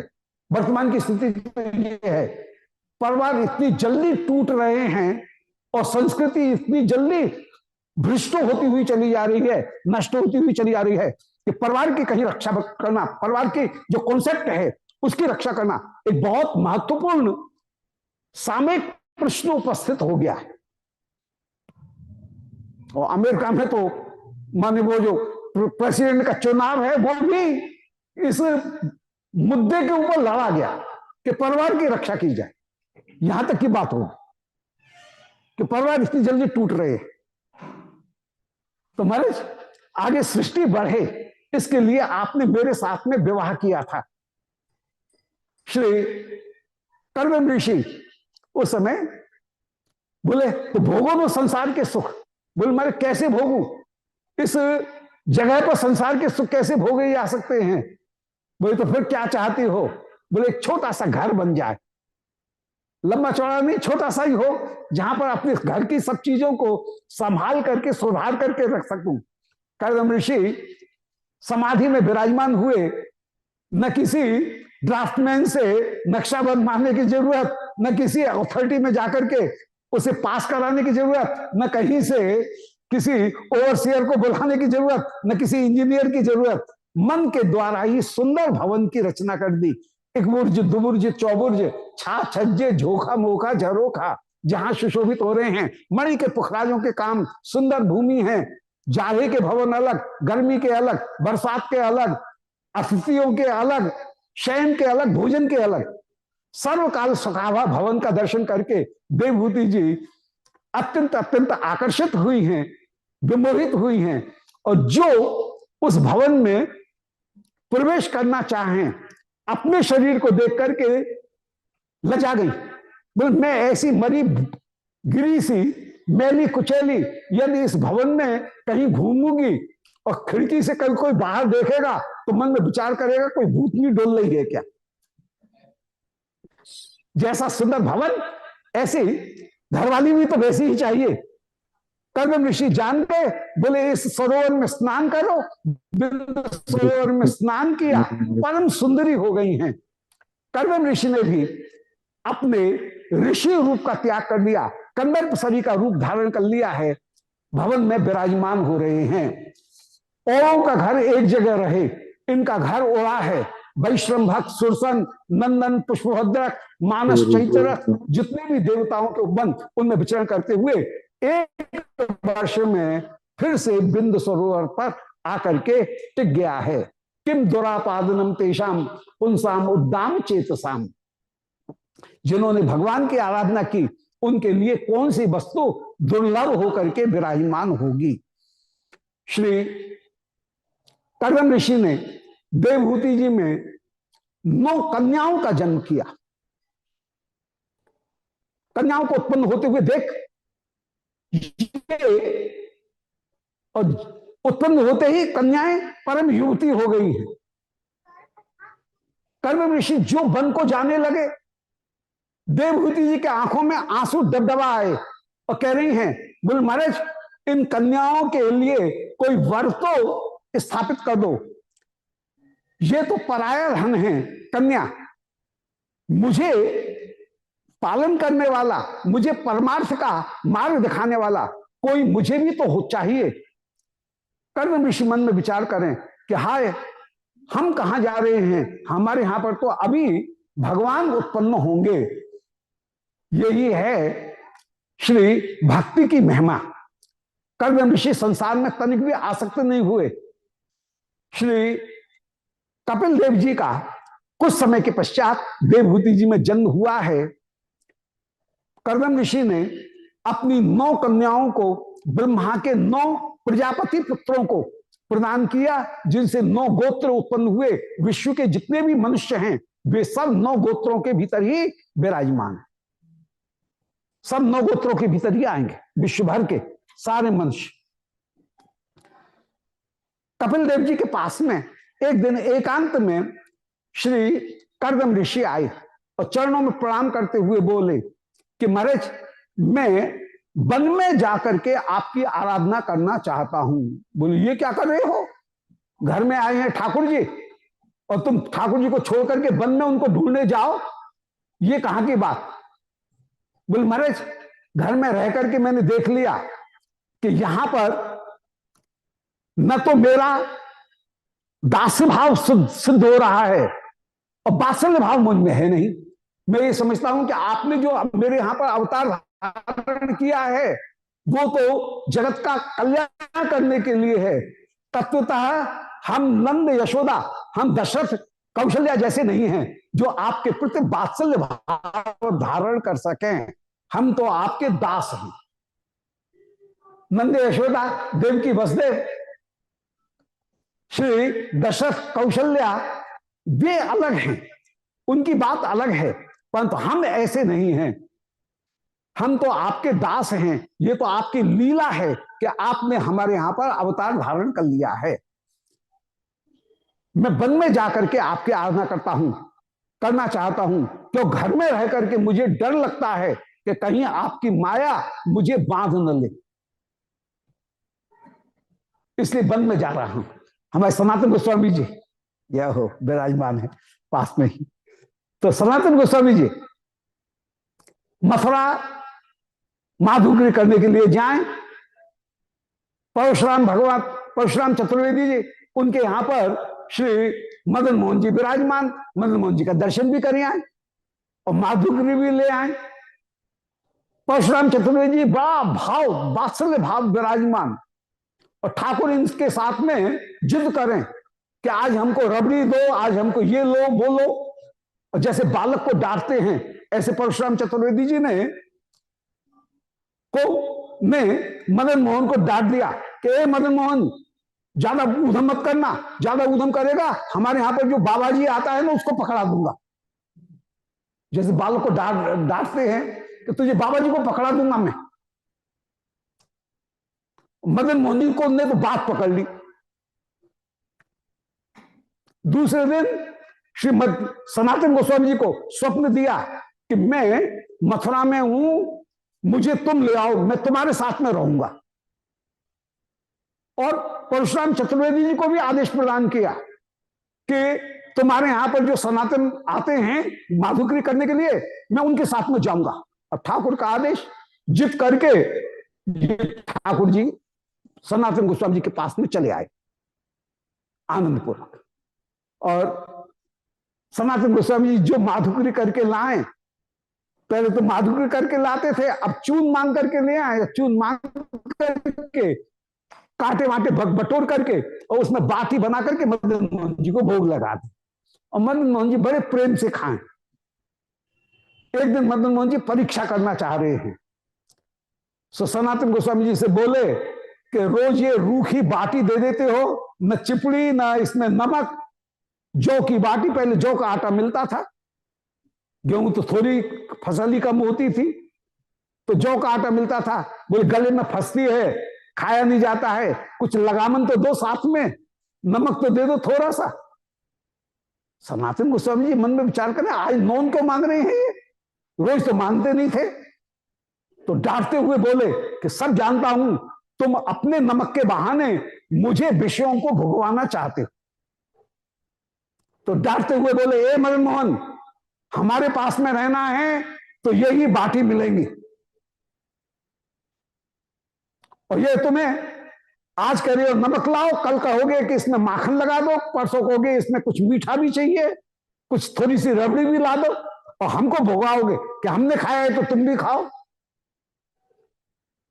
तो हमारे पास में रहना है तो हमारी तरह से रहना पड़ेगा, नहीं तो जाओ, जहां से लाए हैं वहीं तुमको छोड़ आते मथुरा। मदन मोहन जी बोले, काय को हमको मना करते हो, हम कब नहीं कर रहे हैं, जो कह रहे हो वो ठीक है, लाओ, जैसे जो दोगे वो खा लेंगे, भूख तो लग रही है, भूखे तो रह नहीं सकते हैं। तो जानबूझ करके खा रहे हैं और मुंह बिसूरते जा रहे हैं कि अरे गले में फंस रही है, पिया नहीं जा रहा है, पानी पिए, अंगूठा से ठूस ठूसे, फिर पानी पी ले, जैसे तैसे खा रहे हैं। और ये सब समझ रहे हैं सब नाटक हो रहा है, ये कुछ भी सत्य नहीं है। सहयोग की बात, उसी समय रामदास कपूर कोई मुल्तान के व्यापारी थे, उस समय नदी का मार्ग था, तो ये आगरा में उस समय सिकंदर का जमाना था, सिकंदर लोदी का, तो उस समय कहीं ले जा रहे थे, और ये उस समय कह रहे हैं कि जो वो नाव थी, और नाव मदन मोहन जी के मंदिर के नीचे ही भंवर में कहीं फंस गई, और श्री मदन मोहन जी एक बालक का रूप धारण करके आए और कह रहे हैं कि अरे तुम्हारी नाव डूबने वाली है, यहां पर पास में एक देवता हैं, उनकी आराधना करो तो तुम्हारी नाव निकल जाएगी।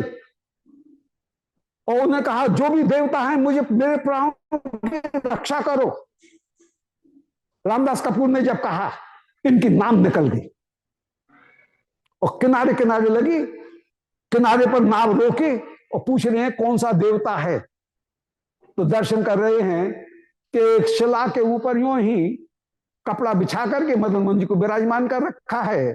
सनातन गोस्वामी जी बैठे हुए अपने जप कर रहे हैं, भजन कर रहे हैं, अपनी भजन कुटी में यहीं पास में भजन कर रहे हैं। सनातन गोस्वामी जी से कहा कि भाई आपके इन श्यामल देवता की कृपा से, मदन मोहन इनकी कृपा से हमारी नाव बच गई, आज तो हमारे प्राण जा रहे थे, समाप्त हो रहे थे,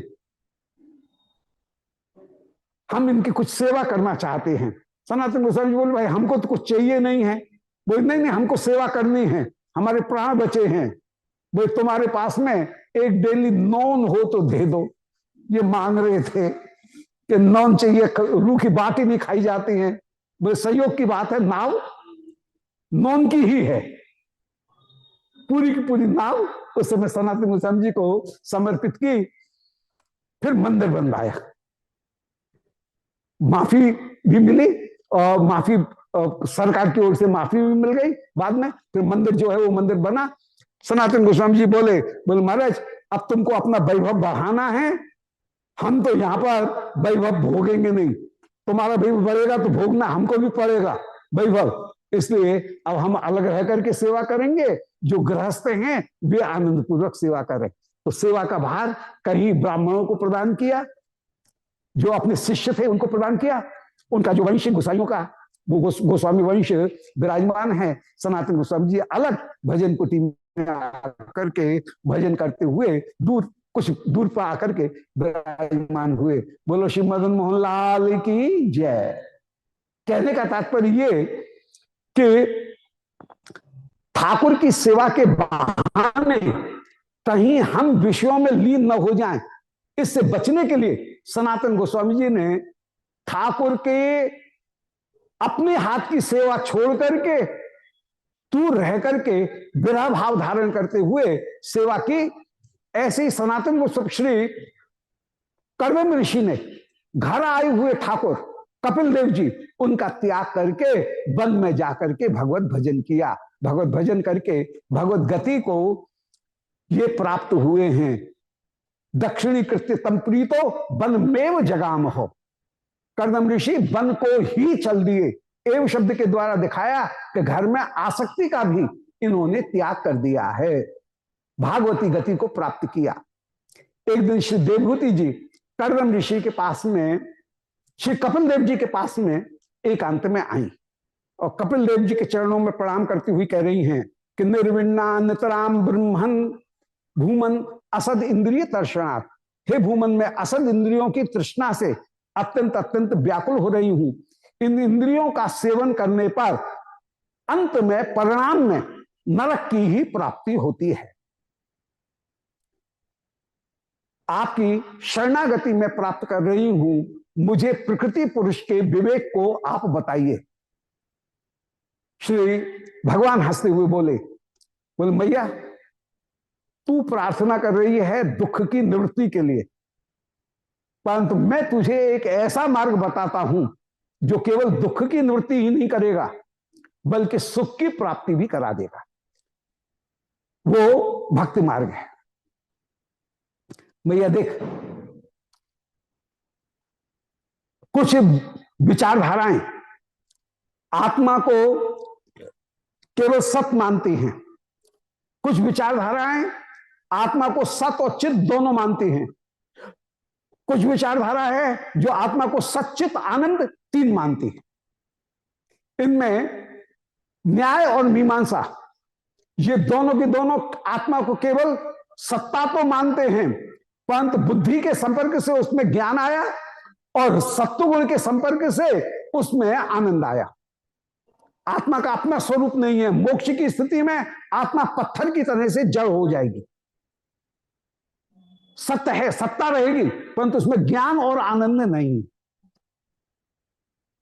दो दर्शन, न्याय और मीमांसा, इनका जो मोक्ष है वह कहीं पुरुषार्थ करने के उपयुक्त नहीं है। इसलिए ये लोग मोक्ष नहीं चाहते हैं कर्मकांडी। वे कहते हैं कर्म करो, कर्म का प्रारब्ध उत्पन्न होगा और उससे भोग मिले। इसलिए जीवन की गति चाहिए, हमको स्थिरता नहीं चाहिए। दूसरे दो दर्शन हैं, सांख्य और वैशेषिक। ये आत्मा को सत और चित, ज्ञान में भी मानते हैं, चित भी मानते हैं, ज्ञान में भी मानते हैं, और परंतु इनके जीवन का लक्ष्य है इनके जीवन का लक्ष्य है दुख की निवृत्ति। दुख अविघात जिज्ञासा तद अविघात के हेतु दुख त्रय का अविघात मात्र हो। ये सांख्य और वैशेषिक दोनों का दर्शन है। परंतु वेदांत दर्शन और योग दर्शन, ये दो दर्शन ऐसे हैं जो कि आत्मा के स्वरूप को सच्चित और आनंद तीनों मानते। इसलिए मोक्ष में वहां आनंद है, दूसरी जगह मोक्ष में आनंद नहीं है। यहां पर मोक्ष में भी परम आनंद है। इसलिए आनंद की प्राप्ति हो, ऐसे वेदांत दर्शन का मैया मैं तेरे सामने उपदेश करूंगा। ऐसे उपदेश करते हुए ये विराजमान हुए। कपिल जी कह रहे हैं कि मैया, उस परतत्व को जानने के लिए, आत्म तत्व को जानने के लिए हमें ईश्वर ने एक साधन दिया हुआ है, और वो साधन है चित्त। इस चित्त को यदि त्रिगुणात्मक विषयों में लगाया तो अंत में बंधन की प्राप्ति होगी।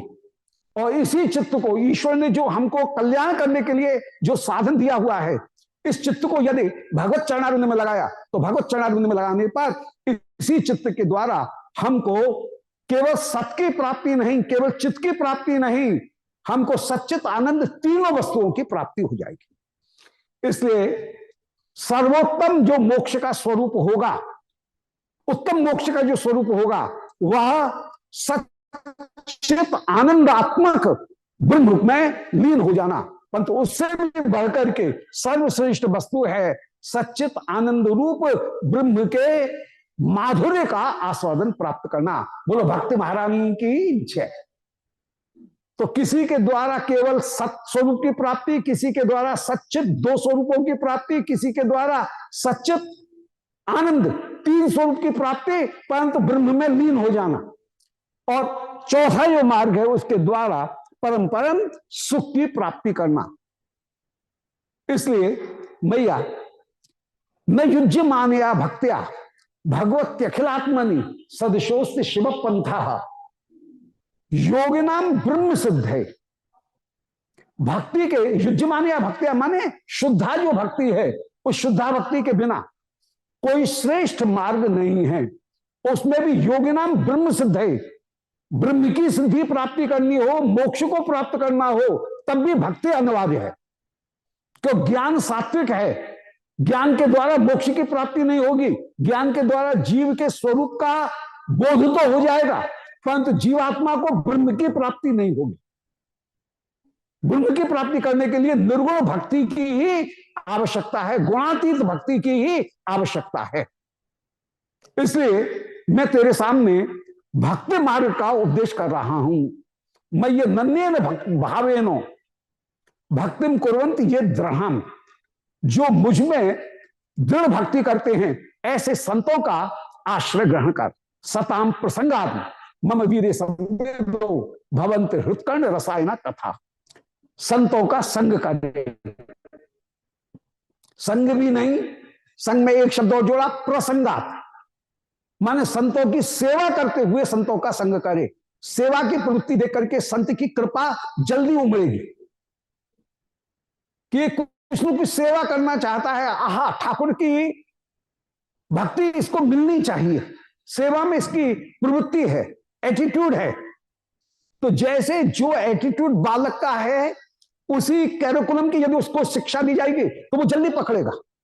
तो उसके एटीट्यूड को देख करके, कहीं प्रवृत्ति को देख करके कि ये सेवा में कुछ प्रवृत्ति है, आश्रम में आता है तो कहीं सोहनी देने लगता है, कभी कोई कार्य हो रहा है तो तुरंत ये पट्टी बिछाने लगता है, कुछ न कुछ सेवा में खड़ा रहता है, सेवा की प्रवृत्ति है। तो प्रवृत्ति देख करके फिर संत की, महाराज जी की कृपा जल्दी हो जाएगी उसके ऊपर। तो संत की प्रवृत्ति भी कहीं ना कहीं सेवा की प्रवृत्ति होनी चाहिए। इसलिए सताम प्रसंगा, सेवा युक्त संग इनको करने पर मम वीर संवेदो, श्री कृष्ण की कथा वो अच्छी लगेगी। भवंत हृत्कर्ण रसायन कथा, हृदय और कान दोनों को सुख देने वाली कृष्ण कथा मिलेगी। और कृष्ण कथा मिलने पर श्रद्धा रतिर भक्ति अनुक्रमिष्यति, पहले साधन भक्ति होगी, साधन भक्ति से रति माने भाव भक्ति होगी, और भाव भक्ति ही प्रेम लक्षणा भक्ति में परिणत हो जाएगी। साधन भक्ति और प्रेमा भक्ति दोनों में अंतर नहीं है, दोनों एक है। साधन भक्ति में स्वाद प्राप्त नहीं हो रहा है क्योंकि हमारी जिह्वा अभी बुखार से कड़वी है। जिसकी जीव बुखार से कड़वी है वो बढ़िया से बढ़िया पदार्थ भी खाए उसे कड़वा लगे तो बुखार है। परंतु जैसे जैसे बुखार उतरता जाएगा वैसे वैसे स्वाद आने लगेगा। जब बुखार पूरा उतर जाएगा तो फिर मन प्रसन्न और अन्न रुचि तो ज्वर उतरो जान, पुरानी कहावत है कि मन प्रसन्न हो, अन्न में रुचि हो। ऐसे ही आनंद की प्राप्ति और श्री भगवत सेवा में प्रवृत्ति, ये दोनों हो तो समझना चाहिए संसार ज्वर उतर गया है। तो ज्वर उतरो जान, मन प्रसन्न और अन्न रुचि, ये दोनों वस्तुएं होंगी। तो देवभूति जी से श्री कृष्ण के, श्री कपिल देव जी कह रहे हैं शुद्धा रतिर भक्ति अनुक्रमिष्यति, बुखार जैसे जैसे उतरता जाएगा वैसे वैसे भजन में आनंद की प्राप्ति होती हुई चली जाएगी, ये वस्तुएं प्राप्त हो जाएंगी। अतः यतिष्यते ऋजुभिर योग मार्ग, ऋजु योग मार्ग के द्वारा वह साधक फिर भजन करेगा। ऋजु योग मार्ग का तात्पर्य है कि उसे टांग को गले में लगाने की जरूरत नहीं है उसे कहीं मरकटासन और उसे नौकासन करने की जरूरत नहीं है। ऋजुभिर योग मार्ग, आनंद से पद्मासन पर बैठ करके ठाकुर जी का भजन करेगा। भाई यदि गर्मी है तो आनंद से कंबल बिछा लो ना, कौन मना कर रहा है। यदि गर्मी लग रही है तो पंखा चला लो, यह है ऋजुभिर योग मार्ग। तो भक्ति में शरीर को कष्ट देकर के भजन करना नहीं है, ठाकुर को भी कष्ट नहीं देना है।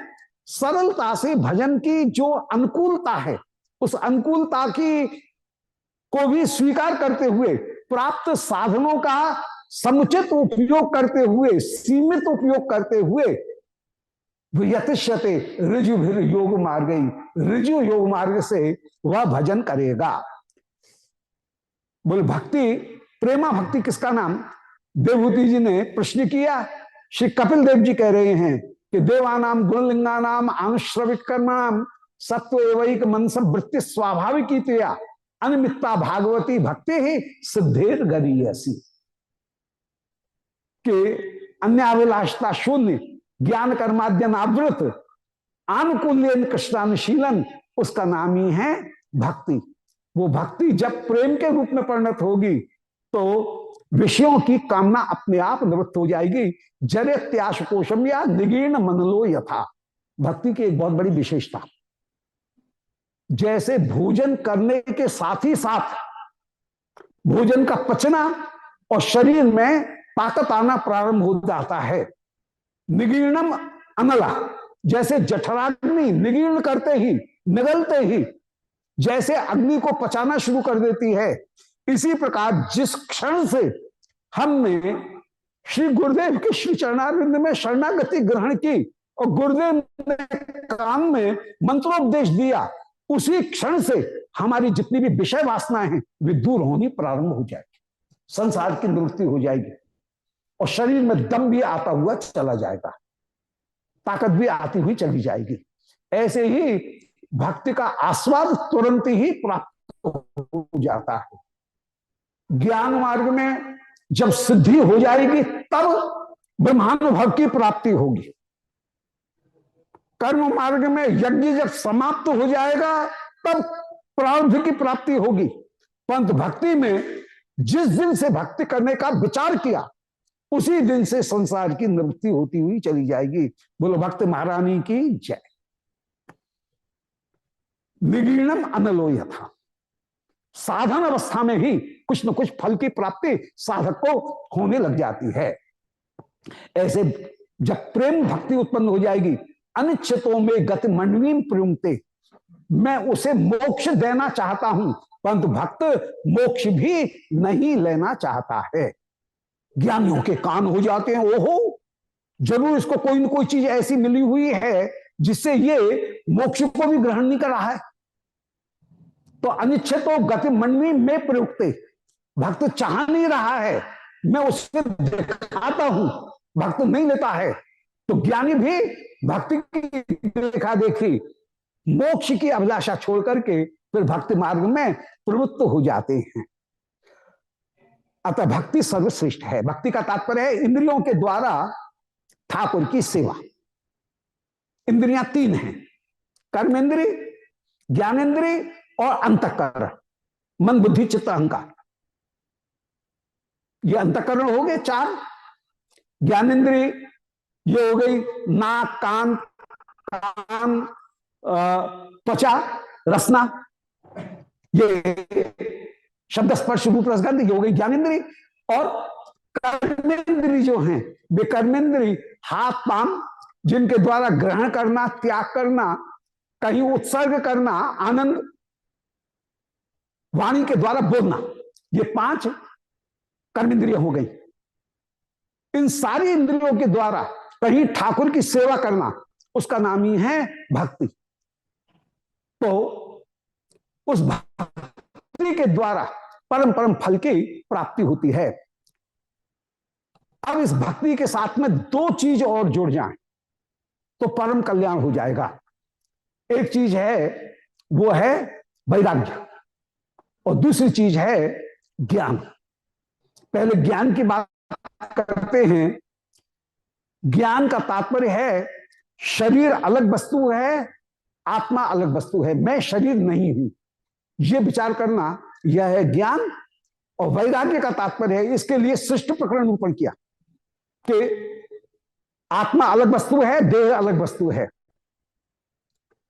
यह सृष्टि प्रकरण निरूपण किया और सृष्टि प्रकरण निरूपण करने के बाद में फिर वैराग्य उत्पन्न करने के लिए फिर काल की गति श्री कपिल देव जी ने मां को निरूपण की कि मैं ये काल बड़ा बलवान है, जब तक शरीर चलता रहता है तब तक तो सब बाबूजी बाबूजी के हैं, और जहां बाबूजी से बाबाजी हुए तब नाद्रियंते यथा पूर्वम कीनाशा एवं गोजरम, फिर कोई आदर नहीं करता है। सींग झड़े और खुर घिसे, पीठ बोझ नहीं ले, ऐसे बूढ़े बैल को कौन बाध भुस दे।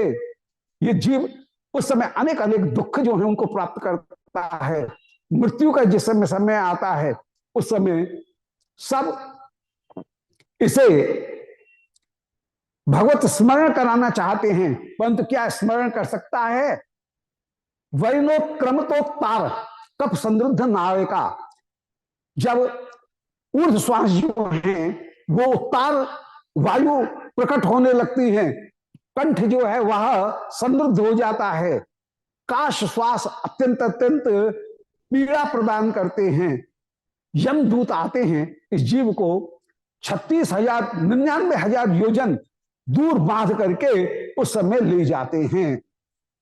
बहुत देर लगती होगी, बोले नहीं नहीं, 2-3 घड़ी में ही ये यमधर्मराज के लोक में पहुंच जाता है। वहां पर इसके कर्म के अनुसार ये सुख दुखों को भोगता है। जो मूल सुख दुख हैं उनको तो भोग लेता है नरक में। जो वासना रही हैं, आना पाई रही हैं खेरिज, उनको भोगने के लिए 84 लाख योनि हैं। उन 84 लाख योनियों में विचरण करते हुए ये कभी मनुष्य योनि में जब प्राप्त होता है, उनमें 100 जन्म तक इसे गर्भ में अपने 100 जन्मों की याद बनी रहती है जब गर्भ में रहता है। इनमें कोई कोई भागवत ऐसे होते हैं जो योग भ्रष्ट हैं, वे गर्भ में भी भगवान का स्मरण कर सकते हैं। याद बने रहना एक अलग चीज है, ये सबको है, परंतु भगवत सेवा करना, भगवत प्रार्थना करना, ये हर एक जीव नहीं करता है। कोई कोई योग भ्रष्ट वह करता है। यदि गर्भ में भी कोई भजन करे तो उसको वहां पर भी भागवत धर्म की प्राप्ति हो जाएगी, मोक्ष की प्राप्ति हो जाएगी, भक्ति की प्राप्ति हो जाएगी।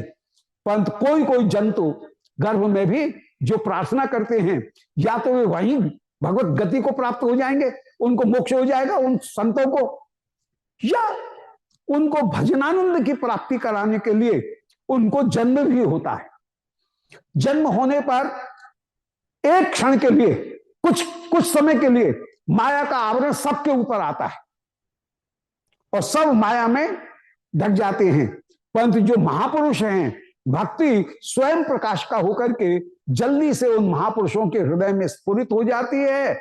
जो सामान्य जीव हैं वे संसार में पड़ते हुए चले जाते हैं।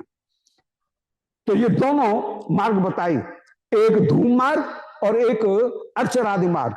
अर्चरादि मार्ग के द्वारा उनको भगवत चरणारविंद की प्राप्ति हो जाती है, मोक्ष की प्राप्ति हो जाती है। 3 मार्ग हैं। कर्म मार्ग करने पर स्वर्ग में जाओ, फिर वापस नीचे आओ बेटा, ये गमना गमन बनता रहेगा। दूसरा मार्ग है ज्ञान का मार्ग। अर्चरादि मार्ग के द्वारा भगवत गीता में जो निरूपण किया गया, ब्रह्म में जाकर के लीन हो जाएंगे, दोबारा नीचे नहीं आना पड़ेगा, परंतु सेवा सुख नहीं। तीसरा मार्ग है भक्ति मार्ग। भक्ति मार्ग होने पर श्री गरुड़ स्तंभ के स्कंध के ऊपर ठाकुर विराजमान करके उनको वैकुंठ ले जाते हैं। ये तीसरा मार्ग है। उसमें भगवत धाम की सेवा सुख की प्राप्ति होगी। जो राग मार्ग से सेवा करने वाले हैं उनको कहीं जाने की जरूरत नहीं, श्री वृंदावन में ही नित्य लीला हो रही है, नित्य विहार विराजमान है। वे अप्रकट वृंदावन में प्रवेश करके श्री प्रियालाल की सेवा करते हुए विराजमान होंगे। बोलो वृंदावन बिहारी लाल की जय। भैया ये मैंने तुझे निरूपण कर दिया, अब ये तू मुझसे पूछे कि कौन सा मार्ग श्रेष्ठ है, तो मैं अपना निर्णय भी देता हूं कि श्रुतान भावम शरणम ब्रज भावेन भामी। कर्म मार्ग में बंधन ही बंधन है, अंत में दुख ही मिलेगा।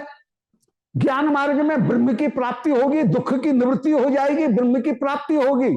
परंतु सेवा सुख की, स्पष्ट सुख की प्राप्ति नहीं होगी, प्रकट आनंद की प्राप्ति नहीं होगी, अप्रकट आनंद ही रहेगा। अप्रकट आनंद का तात्पर्य है जैसे पंच महाभूत से बनी हुई सब चीजें हैं, इसमें भी तो अग्नि है। पंच महाभूत से बना हुआ है तो कोई भी वस्तु है उसमें भी तो अग्नि है, परंतु इस घड़ी के ऊपर यदि 1000 वर्ष तक प्रेशर कुकर रखा जाएगा तब भी दाल नहीं गलेगी, क्योंकि अप्रकट अग्नि है, प्रकट अग्नि की जरूरत है, अप्रकट अग्नि से काम नहीं चलेगा। इसलिए ब्रह्म में पहुंच गए तो स्वभूत आनंद का तो अनुभव है, परंतु प्रकट आनंद का अनुभव नहीं। इसलिए ब्रह्मानंद भी परम परम सुखदायी नहीं है। परम सुखदायी कहां है?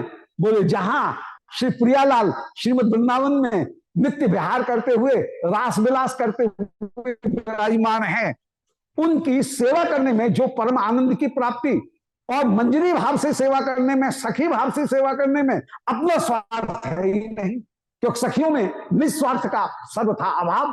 तो वहां पर जो आनंद की प्राप्ति है वो आनंद जितना श्रेष्ठ होगा, ऐसा श्रेष्ठ कोई दूसरा स्वरूप नहीं हो सकता है। इसलिए मेरा अपना निष्कर्ष यह है कि श्रुतानुभावम शरणम, तेने भक्ति की महिमा को सुन लिया है, अतः शरणम ब्रज भामेन भामिनी, हे भामिनी तू भाव मार्ग के द्वारा, राग मार्ग के द्वारा मेरी आराधना कर।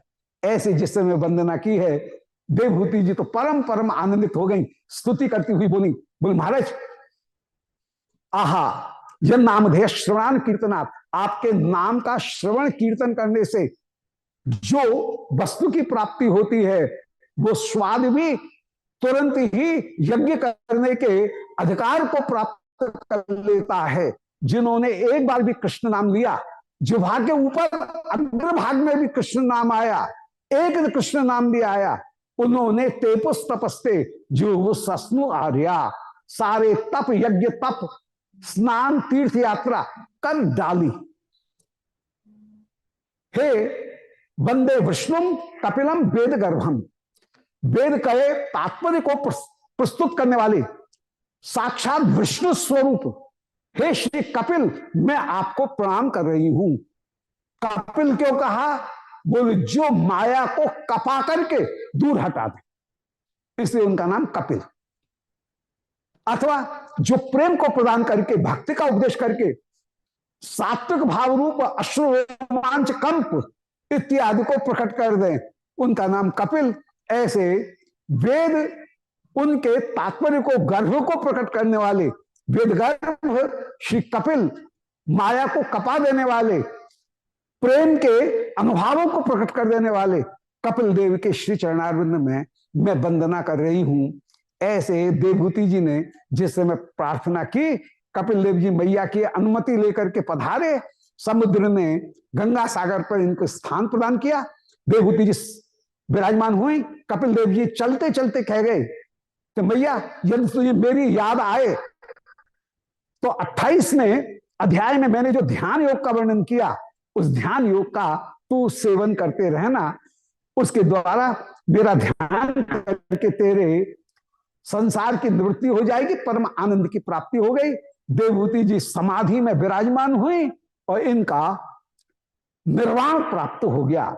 इनका शरीर भी सिद्धदा नाम करके एक नदी के रूप में परिणत हो गया है। श्री कपिल देव जी के इस चरित्र को जो श्रवण करेंगे उनको श्री गोविंद चरणारविंद की प्राप्ति होगी। उपलब्धते भगवत पदारविंदम, इसका परम फल श्री कृष्ण सेवा सुख की प्राप्ति करना ही एकमात्र फल है। बोलो श्री कपिल देव भगवान की जय। कपिल देव जी के चरित्र के साथ ही आज का जो कथा प्रसंग है उसे यहां विश्राम प्रदान कर रहे हैं। सब लोग जो पधारे हैं उनकी यहाँ व्यवस्था की ओर से सब लोग यहाँ पर कुछ देर बाद माने प्रसाद जो है वो प्रसाद की भी व्यवस्था है, आनंद से आप लोग प्रसाद भी यहाँ सब ग्रहण करें। ये व्यवस्था की ओर से महाराज जी की ओर से, श्रीमंत जी महाराज उनकी ओर से सब वैष्णवों को यहाँ पर ये उनसे उनकी ओर से निवेदन है कि प्रसाद जो है वो प्रसाद की यहाँ पर व्यवस्था है, प्रसाद ग्रहण करें, आनंद पूर्वक प्रसाद ग्रहण करें। बोलो वृंदावन बिहारी लाल की जय। गोविंद जय जय गोपाल जय जय गोविंद जय। राधा रमण हरि गोविंद गोविंद जय जय। राधा रमण हरि गोविंद जय। वृंदावन बिहारी लाल की जय।